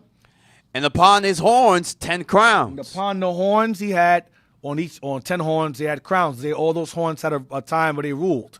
Because remember, these horns are a part of that beast. These heads are a part of that beast. If the beast has a tail, the tail is a part of that beast. It's all the same race. Those 4 heads on a leopard are the same race. The 7 heads on this dragon here are the same race. The 10 horns on this dragon are the same race. Read on. And upon his heads the name of blasphemy. Lies, filthy lies. Go ahead. And the beast which I saw was like unto a leopard. He was like unto what? A leopard. Like the Greeks, because he took the Greek customs and culture ideologies and merged it into himself. Western society is based upon 3 principles: Greco-Roman culture, Germanic culture, and Western Christianity, which is Catholicism. Rome. That is what Western society is based upon, which takes you back to the Renaissance, the Italian Renaissance. Okay? So he took on the leopard, meaning he adopted in Greek, because remember, Rome and Greece merged together, became the Greco-Roman Empire. So the leopard is Greece. So this beast took on Greek Roman attributes. Greek, go ahead. That's why you have what is called democracy. Democracy comes out of Athens, Greece. That's where it was born. So America adopted Greek political pretty much political ideals and structure. Okay, read on. And his feet were as the feet of a bear. His feet as the feet of a bear. He took on the Persian attribute, because Persia gives you liberality. Follow what you want to follow. Be what you want to be. Follow this. Follow. You have liberty. As long as you respect the kingdom that rules over you, do what you want. And it also pushes duality, Republican and Democrat. Duality, like Persia Mede. It incorporated duality, the illusion of choice. Oh, you could be a Democrat or Republican when there is no choice, really. America is a republic ruled by families. That's why on your Pledge of Allegiance you go, into the republic for which it stands, one nation, under God, indivisible. To the republic for which it stands. It's not a democracy. It is a monarchy in disguise. That's what America is. And Trump is proving it each day. Yep. All right, read on. And his mouth as the mouth of a lion. Going back to what? Babylon. He incorporated Babylon. His holidays, his customs, his arrogance, his pride, New Year's, the customs, Babylonian. Hey, Deke. Yeah. He also took, just like Babylon did, he took the seed of David to rule over them in their kingdom. Oh, yeah. Yep, that too. Exactly. That as well. Let's see, where we at? What verse is that? Still in verse 2 in the dragon. Go ahead. And the dragon gave him his power. So you wonder how America is very new. America was established in 1776. That's 200 and something years old. That's less than 250 years old. A little less than that. And it conquered fast. Why? Because the dragon, the devil, gave him his power to do so. The nuclear bomb was Satan. Albert Einstein was instructed by Satan. All their genius German scientists and doctors and so forth, and all that, whether it be, what's his name, Sigmund Freud, Einstein, Oppenheimer, what's his name, the guy that fathered rocket science, Jack Parsons, satanic. All Satan, all run and ruled by Satan. The inventions of America, their visions, is all of Satan. Benjamin Franklin, that freaking kite in the key, that's Satan. The dragon gave him his power. Satan gave him his power. Military power, religious power, political power. Okay? Inventions, Satan. That is their daddy. Hey, we even had evidence of that. We had a video where it shows that they was getting certain dreams. Yeah, Einstein had a dream about the theory of relativity. He had a dream. Oppenheimer had his dream. Jack Parsons had his dream. Okay? All of them had their dreams. All Satan deal with them. Read on. And the dragon gave him his power. Go ahead. And his seat. And his seat in this world to rule. And great authority. That's why he's diverse from the rest. Because his power exceeds all the empires. Because he merged all the former empires into himself. That's why it says he's diverse from all the rest. Because he merged the first three into himself. So he's diverse from the rest. That's where the diversity comes in. Because all the other ancient empires before him fell, he said, I won't fall like that. I'm going to learn from their mistakes. I'm going to borrow from each one and be stronger. And I got Satan on my side. This is America here. This is talking about America. No ifs, ands, or buts about it. Now, give me 2 Ezra 11. And we're going to start from verse 1, then jump to 9 and 11. To show you what the beast was that Daniel saw in Daniel chapter 7, but it had no animal attribute given to it. Remember, we had the lion, the bear, and the leopard. Daniel didn't describe the fourth one. Why? We're going to read why. 2 Ezra chapter 11 and verse 1. Then saw I a dream, and behold, there came up from the sea an eagle, which had 12 feathered wings and 3 heads. So he saw an eagle come up out of the sea, the same exact thing that Daniel said. And it was an eagle. Now jump to verse 9. Verse 9.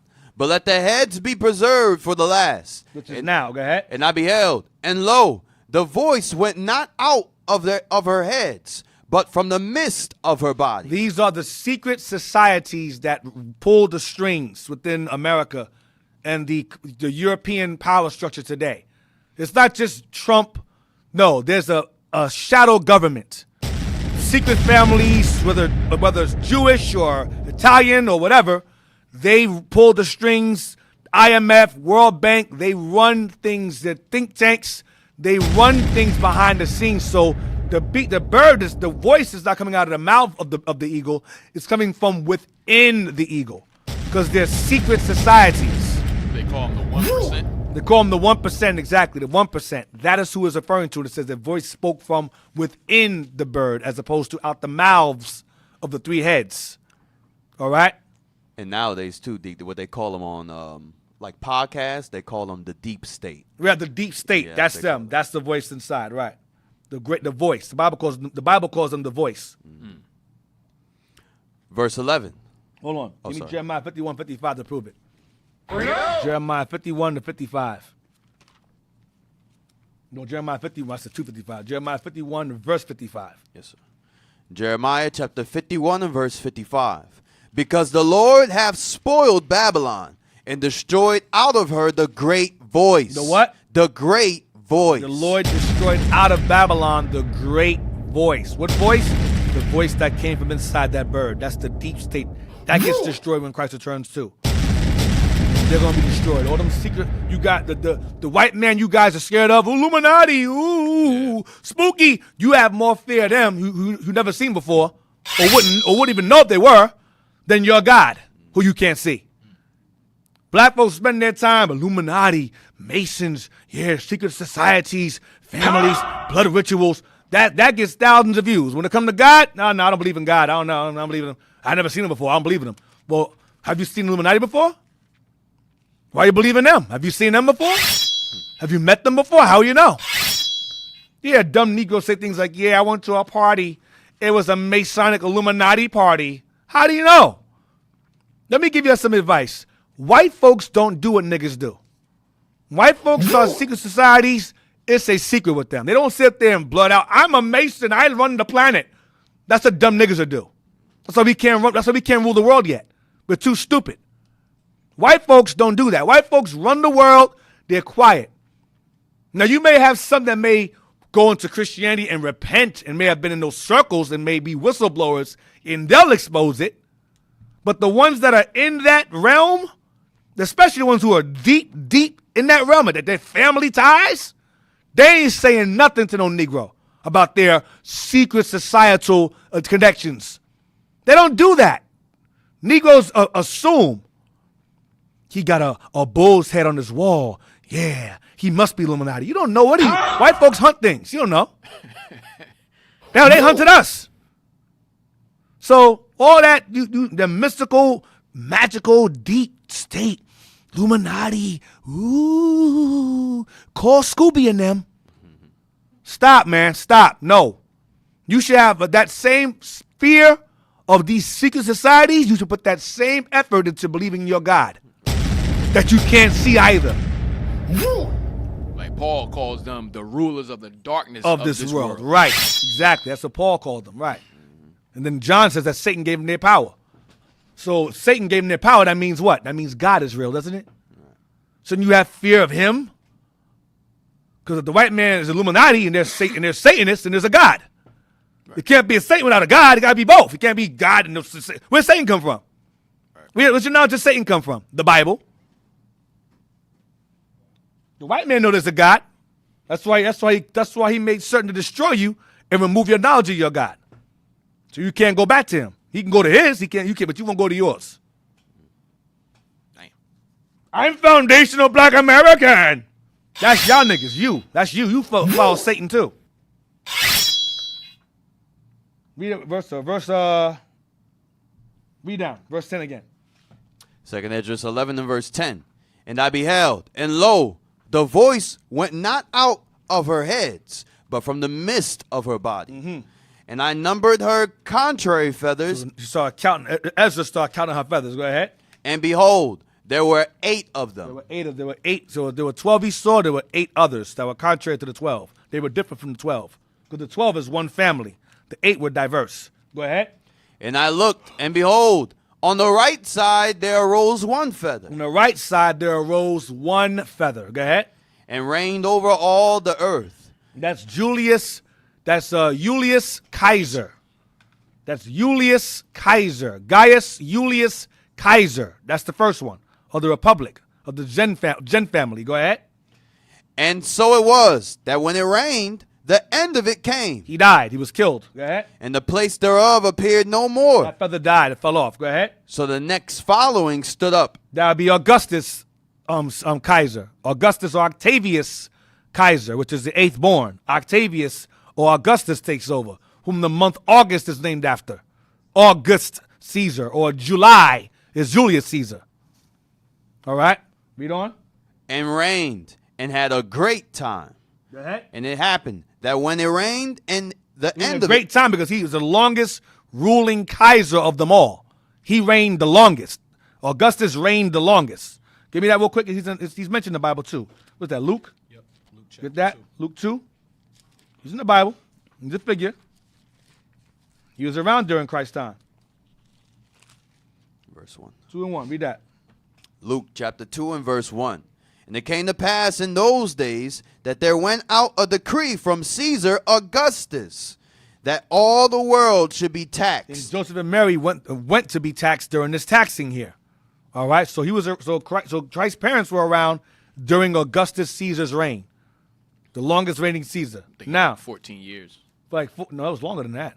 14 or 15 years. Was it 14, 15? Yes, I thought it was longer than that. All right, go on. Go back to Ezra again.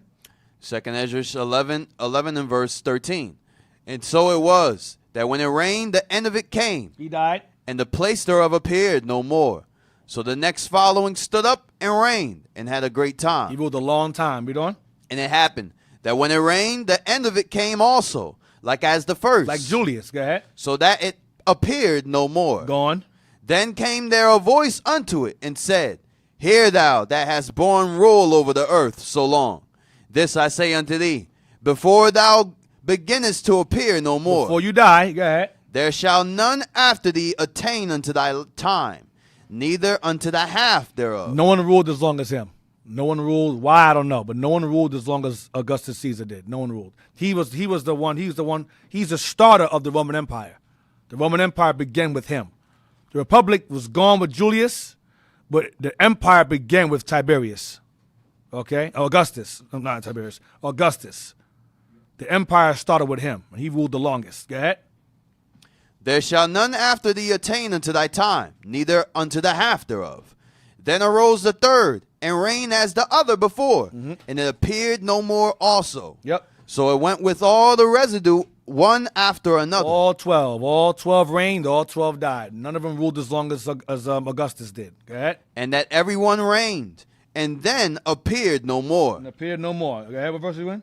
Verse 19 just finished. Go ahead.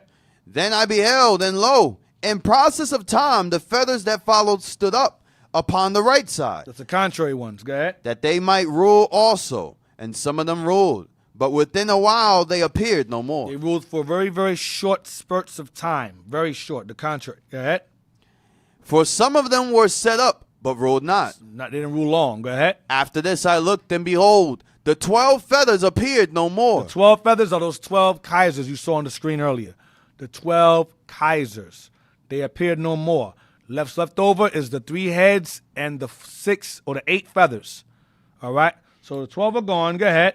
Nor the 2 little feathers. Now, the reason why emphasis is placed on the 2 little feathers, it's like Biden, the 2 little feathers is because these 2 little feathers, once they were taken out, the Dark Ages begins. All right? Let me see, 21, go to verse 22.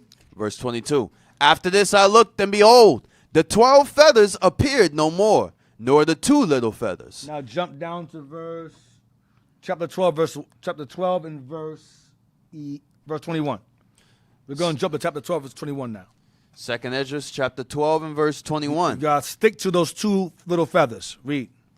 And 2 of them shall perish. 2 of them shall perish was Pertinax and Didius Julianus. They were taken out during the year when Septimius Severus came into rulership. That marks the time of the takeover. These guys were taken out in 193 AD, which is the same year that Septimius Severus, the black man, took over the Roman Empire. That's why they're contrary feathers. He's not part of that line of 12 feathers. He ain't part of that line. He's different from the others. And the other feathers, these 2 got killed, they weren't part of the family. They bought their way in through an auction. So they're contrary feathers. They're diverse. Okay? So these 2 got taken out.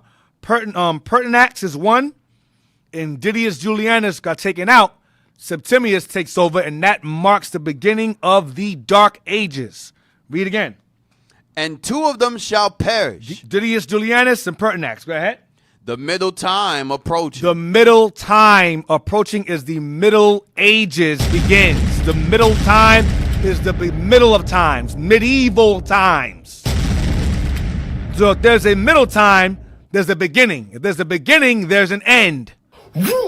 This destroys evolution. Because how is there Middle Ages if the Earth is billions of years old? How is it the Middle Ages? Middle of what? Earth is billions of years old, but this time is the middle. How you know? That means it ain't the middle. That means it's God. That means that's nonsense. The beginning is Adam. That's the beginning. Then Babylon and so forth. Then Rome falls somewhat. Then we take over. That marks the beginning of the Dark Ages. Septimius Severus. 193 AD is when we took over. All right? Now. Pardon me. Sorry. Pardon me, D. I mixed up. With, going back to Augustus Caesar, he died 14 AD, but yes, he reigned 40 years. Yeah, I thought 40 so. years and 7 Yeah. months. I'm sorry. You said 14 ounces? All right. I mixed up the date. He reigned died. 40 years. Yes, no one ruled that long as him. Yeah, no right. one. He died 14 AD. He died 14 AD, but he reigned for 40 years. All right? So now, let's get... I'm sorry. I missed something. Go back to... Hold on.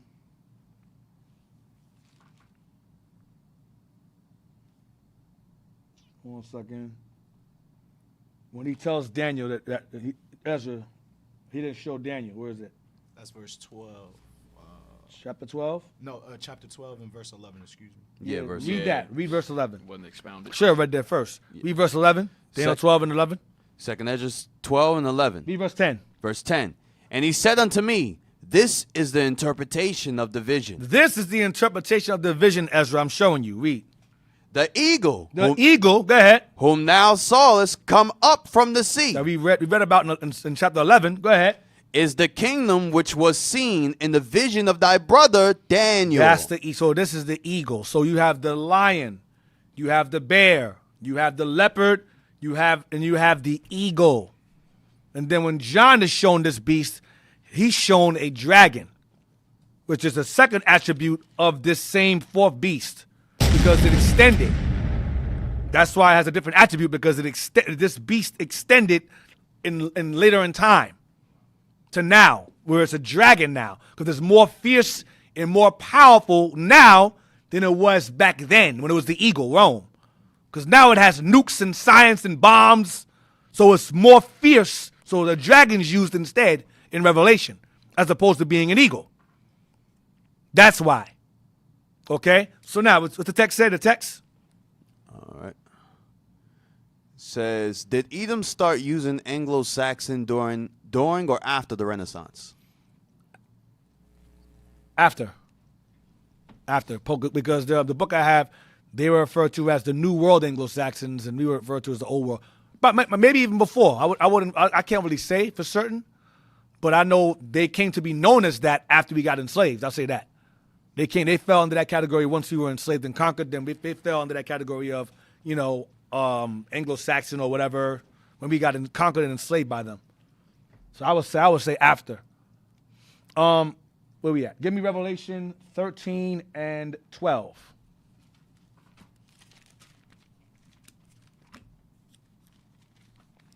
Revelation chapter 13 and verse 12.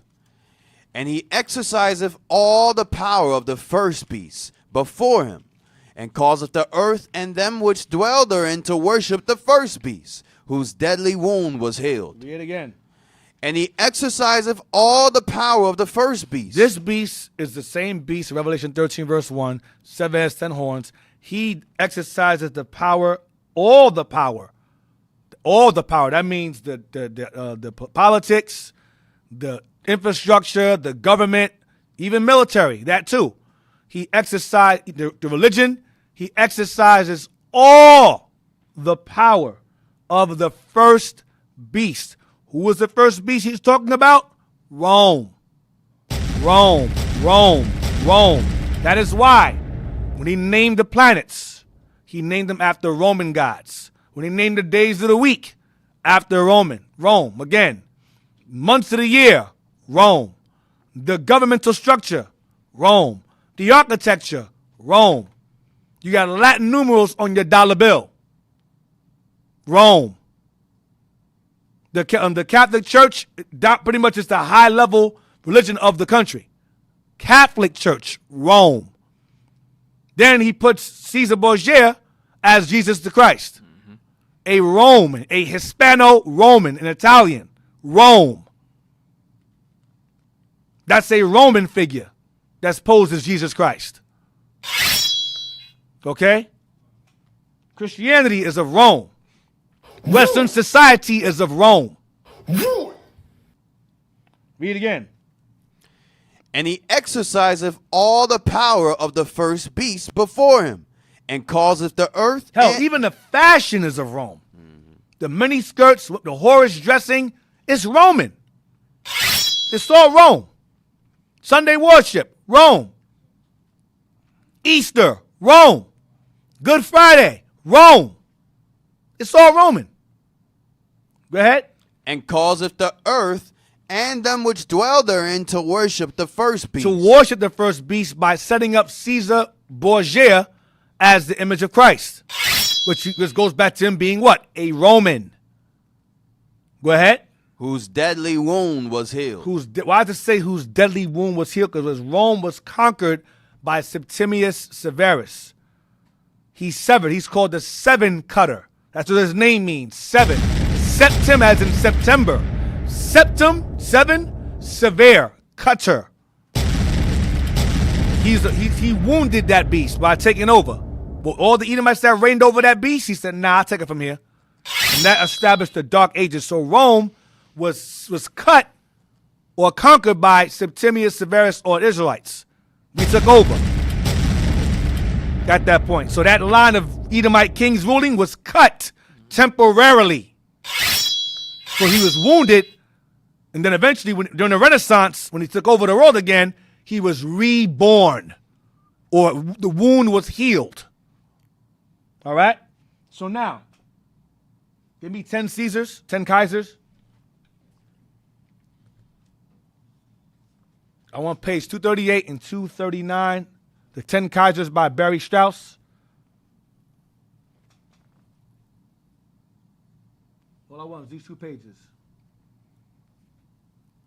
Lepsis was an old city. Fly through it faster. A wealthy trading center founded by immigrants from Phoenicia, today Lebanon. That's us. I'll land. Go ahead. And also including native Libyan Berbers. Libyan Berbers were black folks. Go ahead. Carthage took control of the city until Rome destroyed Carthage. Lepsis had been Roman for 300 years when Severus was born. Right. Rome conquered Hannibal. It became a Roman province, and Septimius Severus was raised under that ideology. Rome. Go ahead. A Latinized elite governed the town, but many of them, like Severus, go ahead, had ancestors who spoke Punic. Punic means Hebrew or Israelites. Punic is Hebrew. Go ahead. A Semitic language. Hebrew language. They were Israelites. Go ahead. Related closely to Hebrew and Aramaic. There you go. Israelites. He was an Israelite. Go ahead. It's spoken in Carthage as well as Phoenicia. Israelites. Go ahead. Severus spoke Punic as well as Greek and Latin. Like Paul did. Go ahead. In Rome, they mocked his provincial accent. His father's family was wealthy with strong connections to Rome, including 2 senators. Although they probably came from the native aristocracy, their status rose when Trajan declared Lepsis a colonia, which entitled all of its free citizens to Roman citizenship. Keep going. Go down. You see. Go to page 239. Read that. One written source makes him dark-skinned, but it was written centuries later and is demonstrably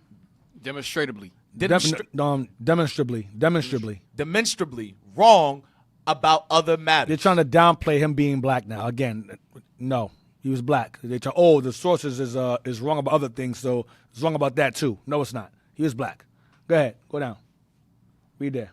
Africa provided roughly 15% of known knights and senators, around 200. He set up, when he took over Rome, he put his boys in there. You know how black folks do. We take over.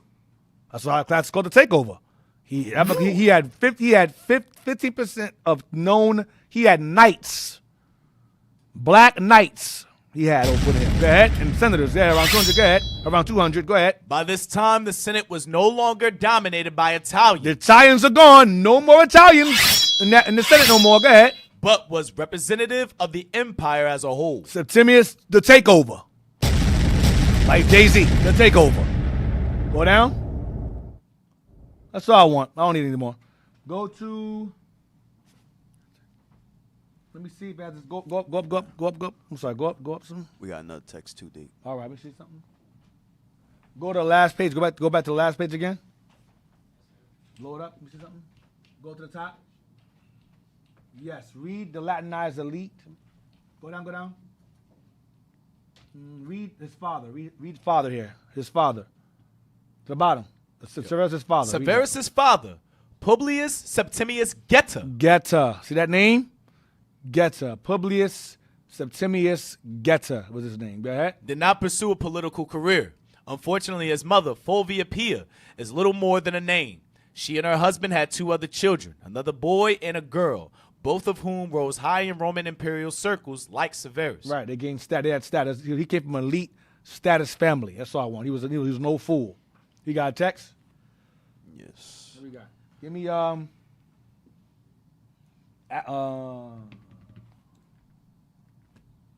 J. Rogers. I want page 71.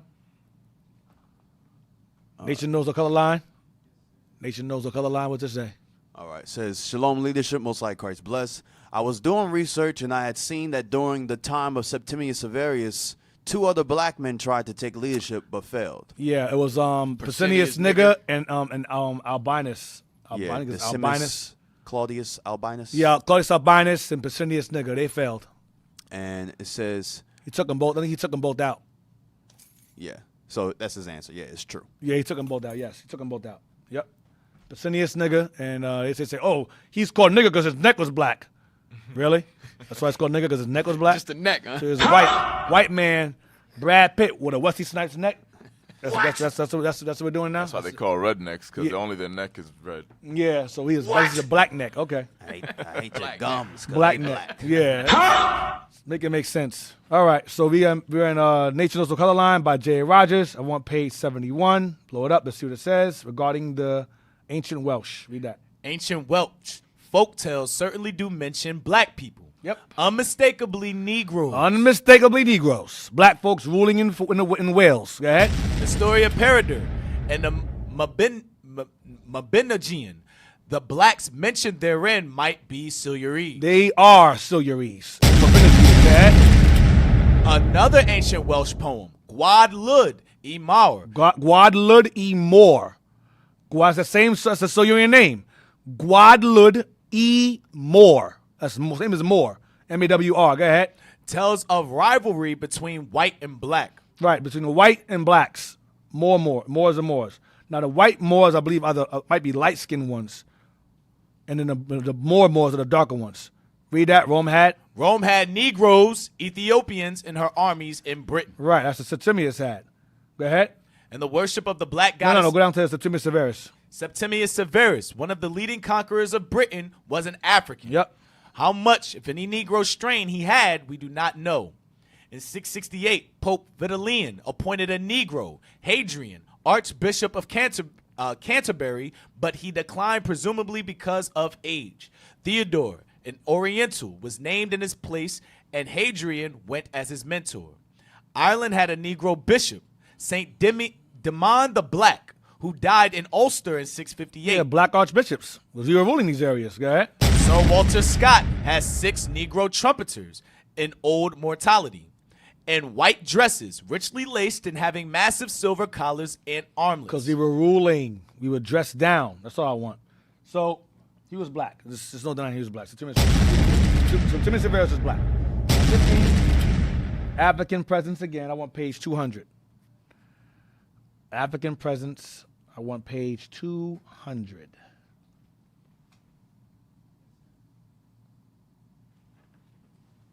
So we're going over the takeover right now. I zoom down to the bottom.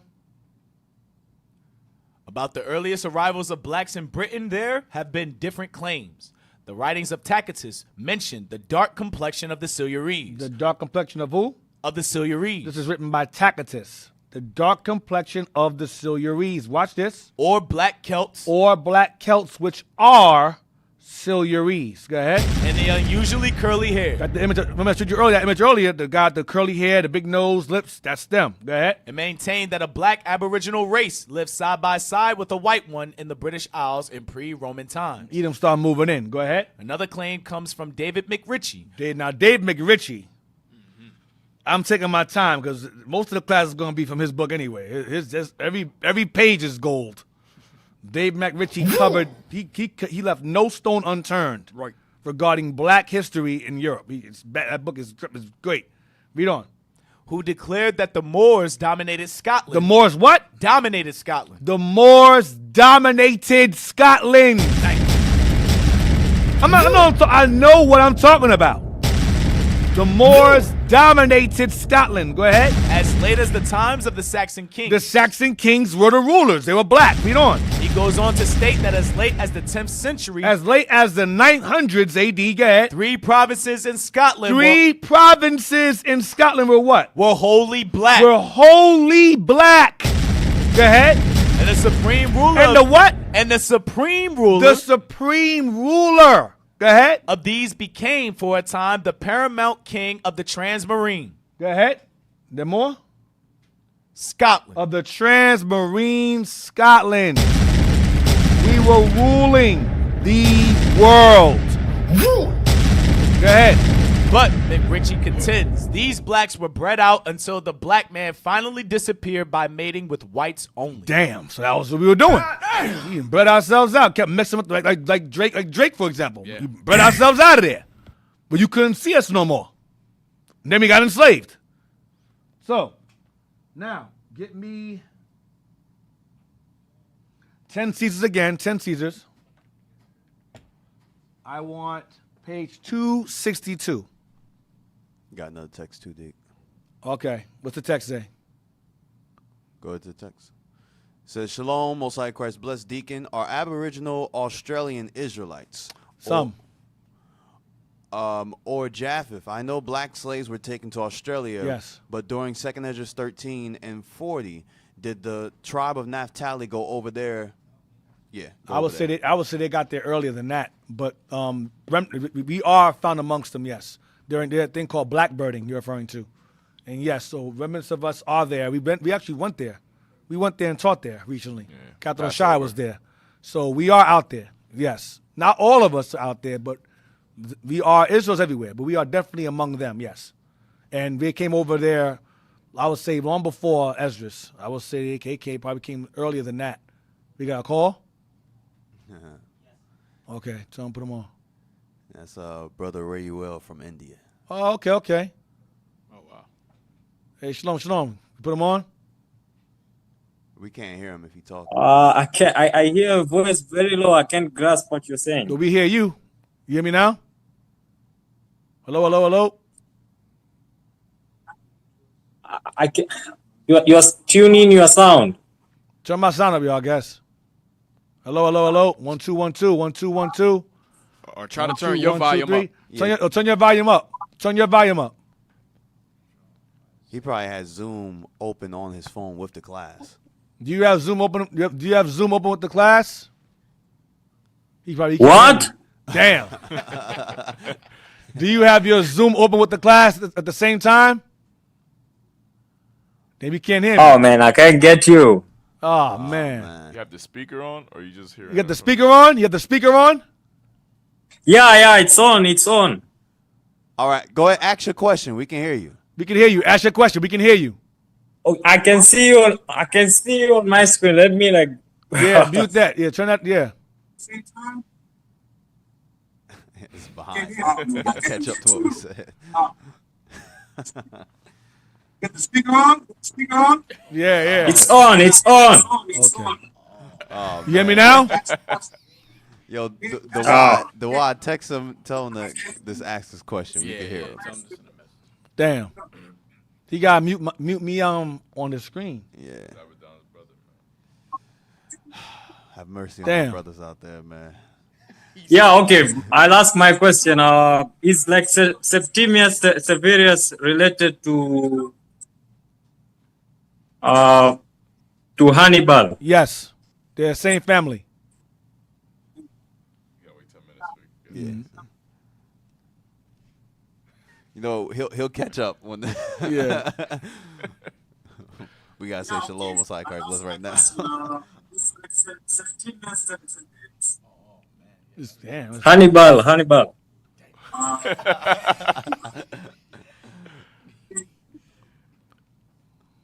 Oh man, got like I 3 didn't say it. TVs playing. Damn. I don't know what's going on. Hey. Yo, Yeah, can they reach out to him? Yeah, he got his answer on the side anyway. He got his answer. So all praise. All praise. Let's go back out. All right. So real quick. 10 Caesars, page 262. And yes, they're the same family. Here, go back and watch.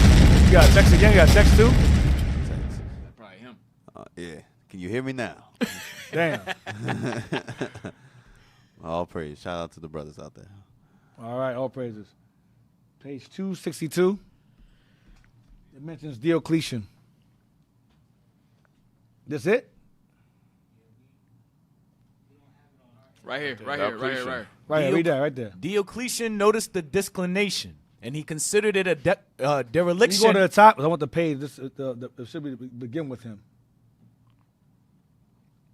Go up. It should say Diocletian, the great persecution. Go up. Nope, go up. So it starts with him. Yeah, the pages are nothing on there. Page 262. 262. Okay, go down. I see it. I see the bottom here. Go down. Down. Okay, right here. Okay, read just read worshippers. Worshippers, you said history worshippers? No, on the top, worshippers. Yep. Worshippers could choose from among Greek mystery cults offering the secret of eternal life. Mm-hmm. The worship of the Egyptian goddess Isis, You worship them. Yep, yeah. whose priests paraded through the streets chanting in robes like today's Hare Krishna, but with the addition of self-flagellation. Flagellation. The men only worship of Mithras, a combination of sun god and machismo symbol whose members took part in bull sacrifices in underground rooms that called to mind the chapter houses of some American college fraternities. Satan worship. Go ahead. Secret societies. Go ahead. Or the Persian imported eggheads religion of Manichaeism, which saw the world in dualistic terms as a struggle between light and darkness. Go ahead. Judaism attracted many converts and probably more sympathizers who liked its theology and time-honored holy book more than its strict laws. Yep, like today. People love the Bible, but not the laws in it. Go ahead. Finally, there was Christianity, which offers salvation, ritual, community, and Judaism benefits without its restrictions. Official hostility did not keep the church from spreading. In fact, the Roman government largely left Christianity alone.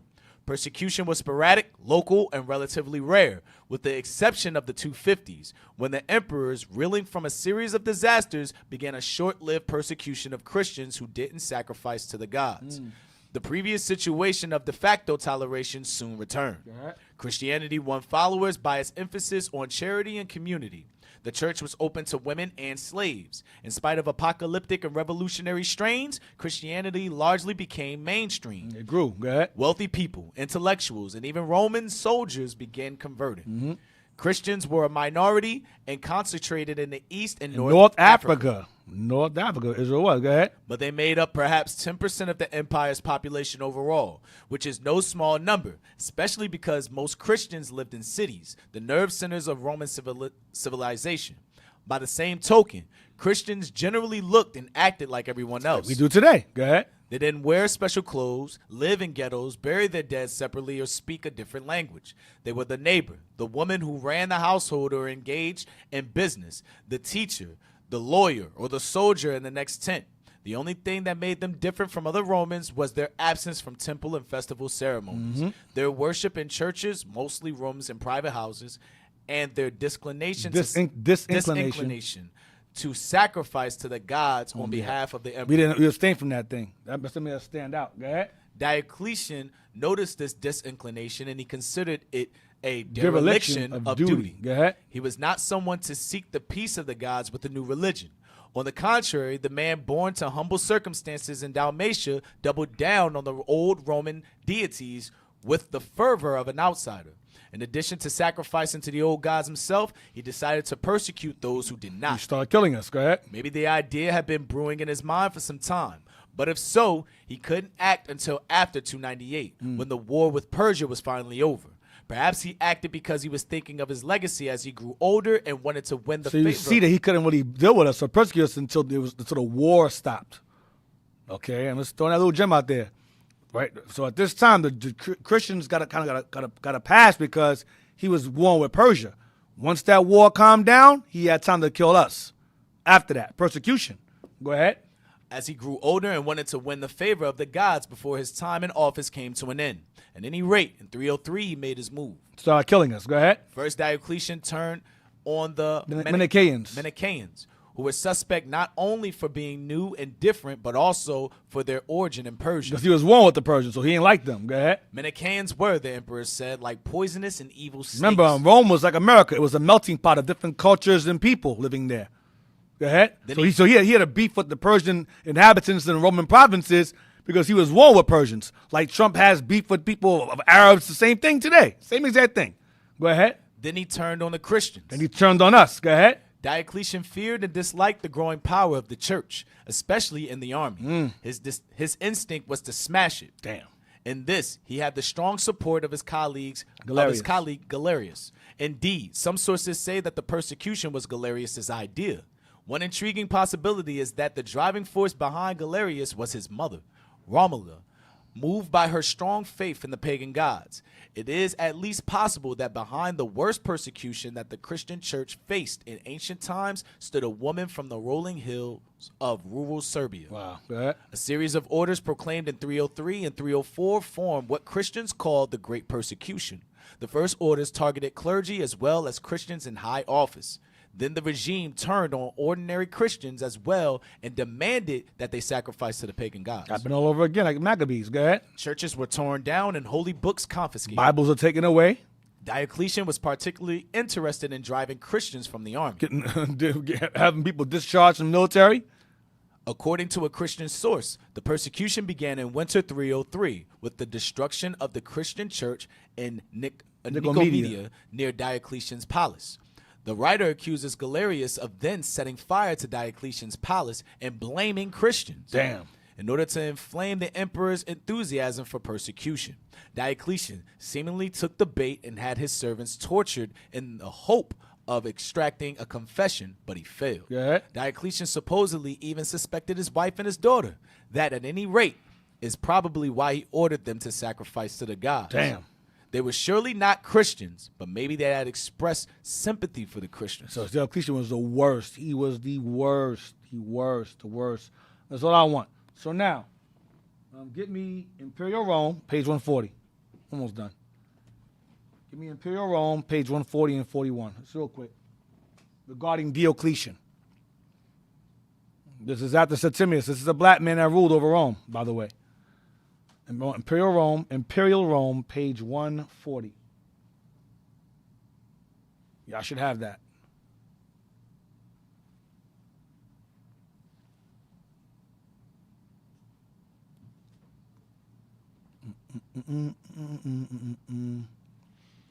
So, Doc, I wanted to show that even though we were ruling, we weren't all righteous. We were wicked as hell.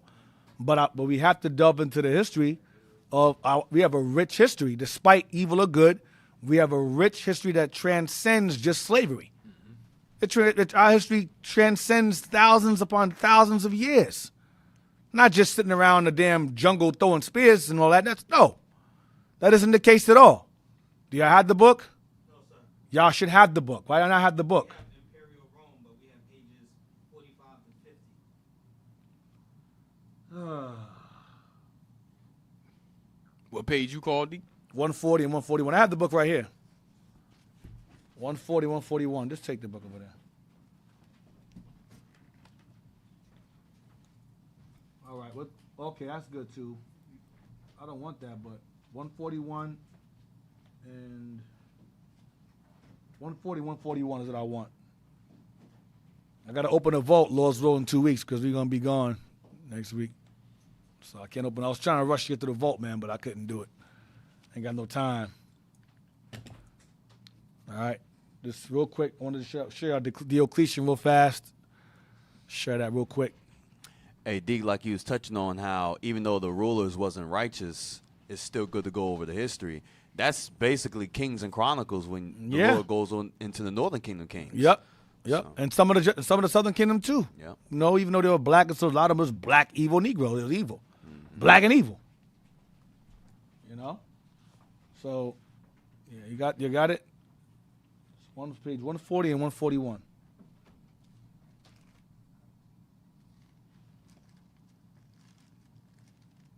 Okay, this is going to tie into next lesson. It's going to tie into that.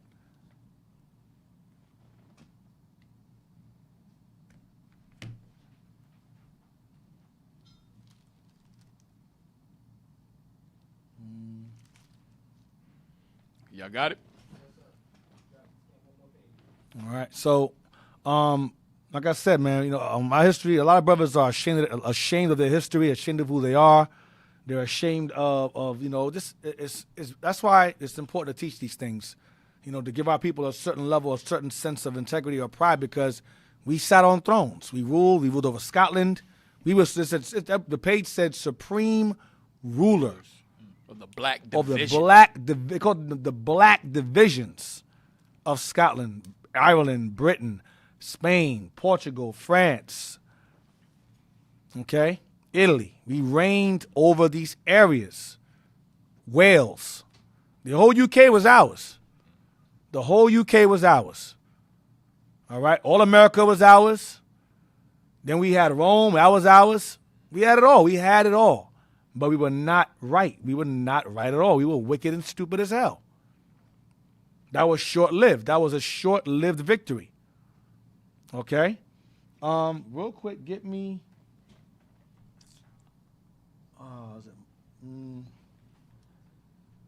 let me see. It says drive you from your... Let me see. Hold on. Give me Isaiah 22 and 19. Where y'all get that? Y'all taking mad long. Take a picture of 2 pages. Isaiah 22 and 19. Should be 2 pages. 140, 141. The book of Isaiah, chapter 22 and verse 19. And I will drive thee from thy station. I will drive you. Read verse 18. He will surely violently turn and toss thee like a ball into a large country. Yes, a big old ship. You're going to be turning and tossed around a ship like a ball. Go ahead, what? There shalt thou die. There you're going to die. Go ahead, in captivity. Go ahead. And there the chariots of thy glory shall be the shame of the Lord's house. Go ahead, of thy Lord's house. Go ahead. And I will turn thee from thy station. I will what? And I will drive thee from thy station. You're wrong. I will drive thee from thy station. Meaning I'm going to remove you from your ruling status. Go ahead. And from thy state shall he pull thee down. And from thy state he shall pull you down.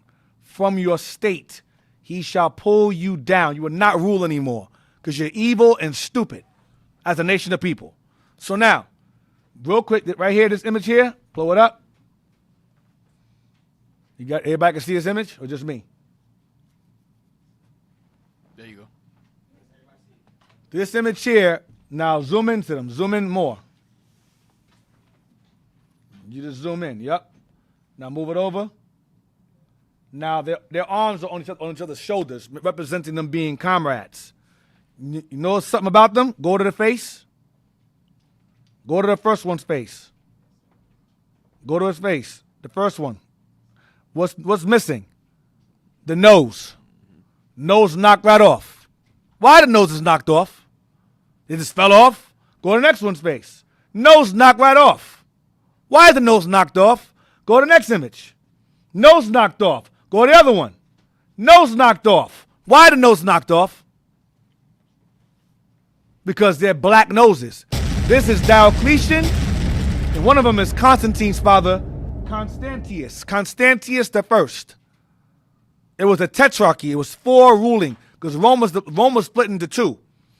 Rome was becoming unstable, so it had to split into 2.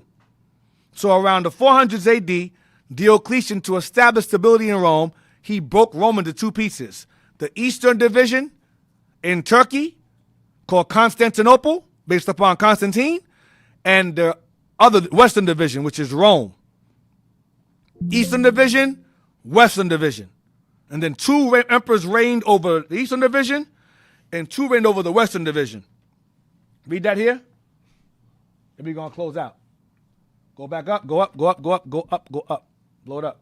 Dang, I made it all blurry. Yeah, let's zoom in as much as you can. Read that. The 3 centuries between the great age of Marcus Aurelius. Marcus Aurelius is if you watch the movie Gladiator Part 1, Maximus served Marcus Aurelius. Go ahead. And the overwhelming of Rome by barbarians in the 5th century AD is Right. often called the epic of Rome's decline and fall. Rome, because the Western Division of Rome, it fell, and the Eastern Division remained. When the Western Division was overthrown by barbarians and it fell, it didn't fall entirely.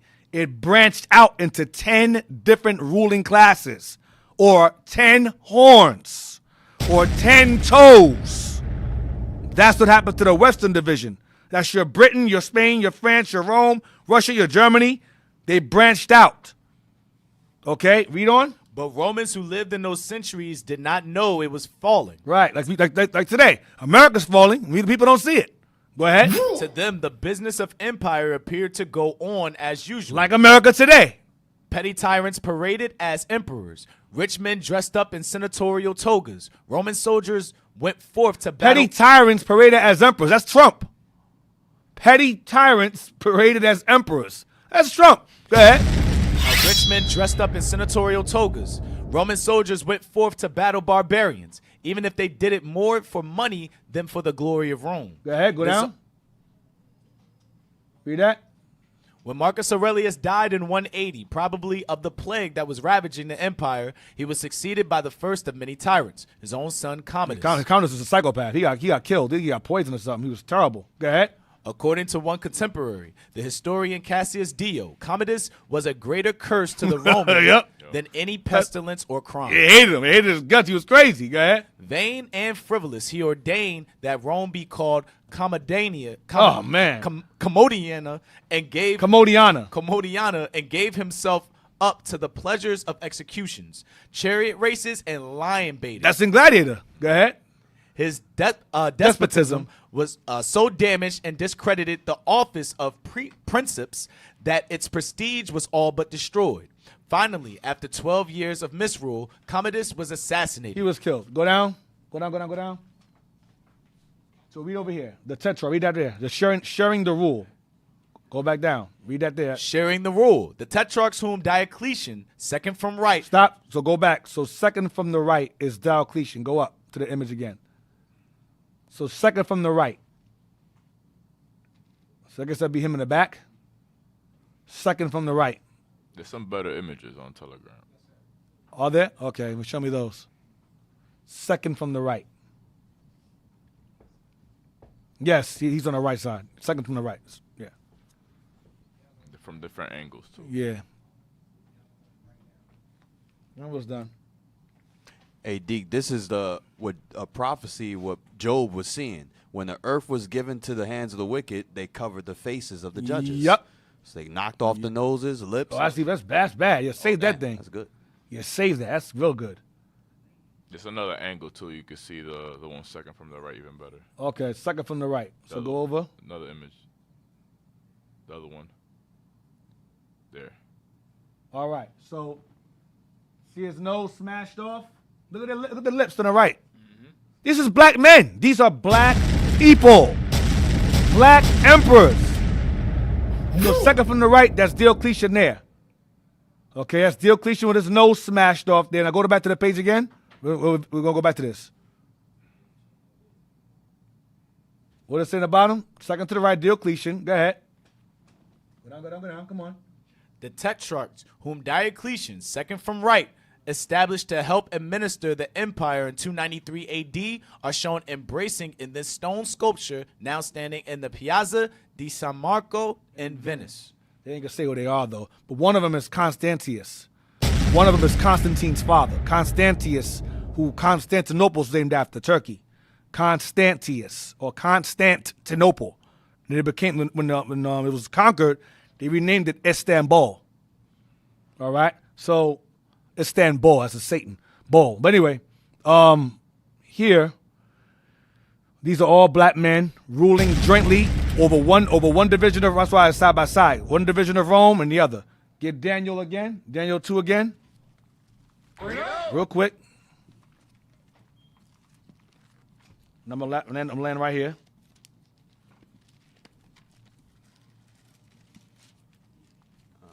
Black rulers. Daniel 2 and read verse 33 again. Daniel chapter 2 and verse 33. His legs of iron. Stop. How many legs you have? You have 2 legs. So Rome was split into 2. Eastern division, Western division. And then the Western division almost fell. It fell, but it didn't fall entirely. It just disintegrated into 10 different colonies or provinces, all right, who we know today as the 10 common markets. EU, that's what that is. Germany, France, Spain, that's the divisions of Rome that split up. Because the main part of Rome that stood strong the most was the eastern side, which is Turkey. That stood strong. But the Western division was overthrown and branched into 10. Greece, France, Luxembourg, United Kingdom, blah, blah, blah. Yeah, that's fine. Pretty much that. 10 toes, that's why it says 10 toes. It went into those 10 toes. Read it again. His legs of iron, his feet part of iron and part of clay. His feet part of iron and parts of clay. The feet is the 10 toes from which the right leg pretty much branched into the feet. Okay, so that's what I said earlier. If you're in Africa or wherever or Europe, you are ruled over by Rome because the toes are the extension of the legs, or the 10 common markets, or the EU, the European Union. Those 10 are the same horns in the Revelation and the toes in Daniel. Okay, so that's why it's shown. That's why the image is shown with Roman's 2 legs, with Roman's legs, because it broke into the east side and the west side. And these two here in the front ruled over the eastern, and these, or whatever, and the other 2 reigned in the western, or vice versa. All right? So these are black rulers. Like I said before, this is the dark ages. With their noses all knocked the hell off. Zooming it again. This nose is just bashed off. Look at this. It's crazy. Look at this beard. This all knotted beard, woolly beard in his face. This is a black man. Yep. Look at they etched out the beard too. Whatever. Go over to the next one. Zoom into that one.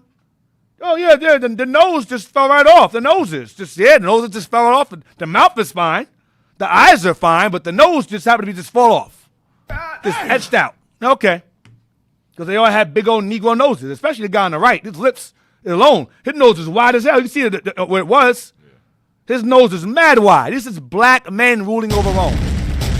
All right? So I'm going to end it on that. Next time I come back, we're going to open the vault. That I can't wait for. I got icons upon icons upon icons of black pre-Renaissance imagery. You guys have to see. You guys have to see. I'm excited to show it. Hope you guys are excited to see it. So I'm going to fall back, chill out, because I want to go longer. I know I'm not going to do it. We got to fall back.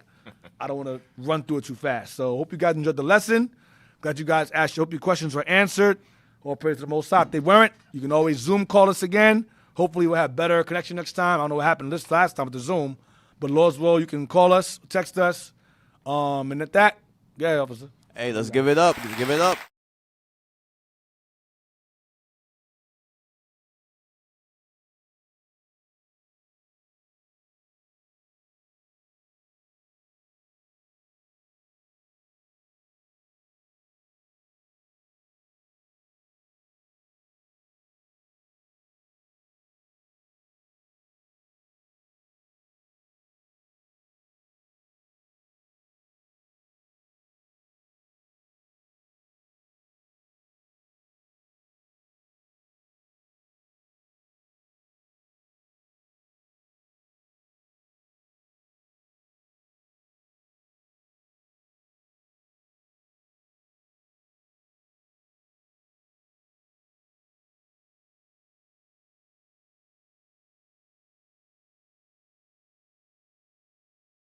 that. So shout outs to you for that. I am going to use them, Lord's will.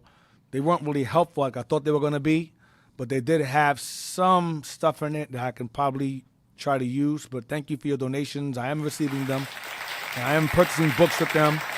But the books that I ordered were somewhat the information I got regarding the books were somewhat misleading, so I had to find other stuff in it instead, other than what I was trying to find. So, but thank you for your donations, y'all. You're definitely getting them. All praise Most High. All right. Listen.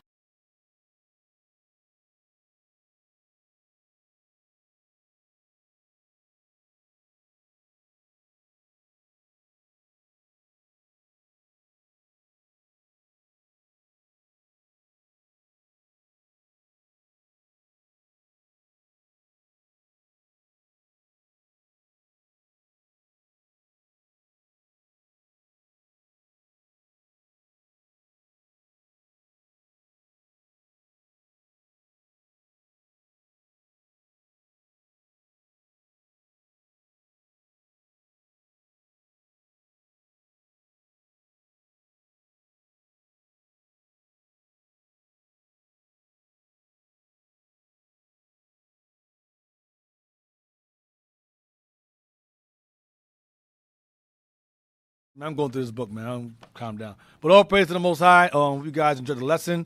I'll see you in about 2 weeks. So look forward to within 2 weeks for you to go through the vault.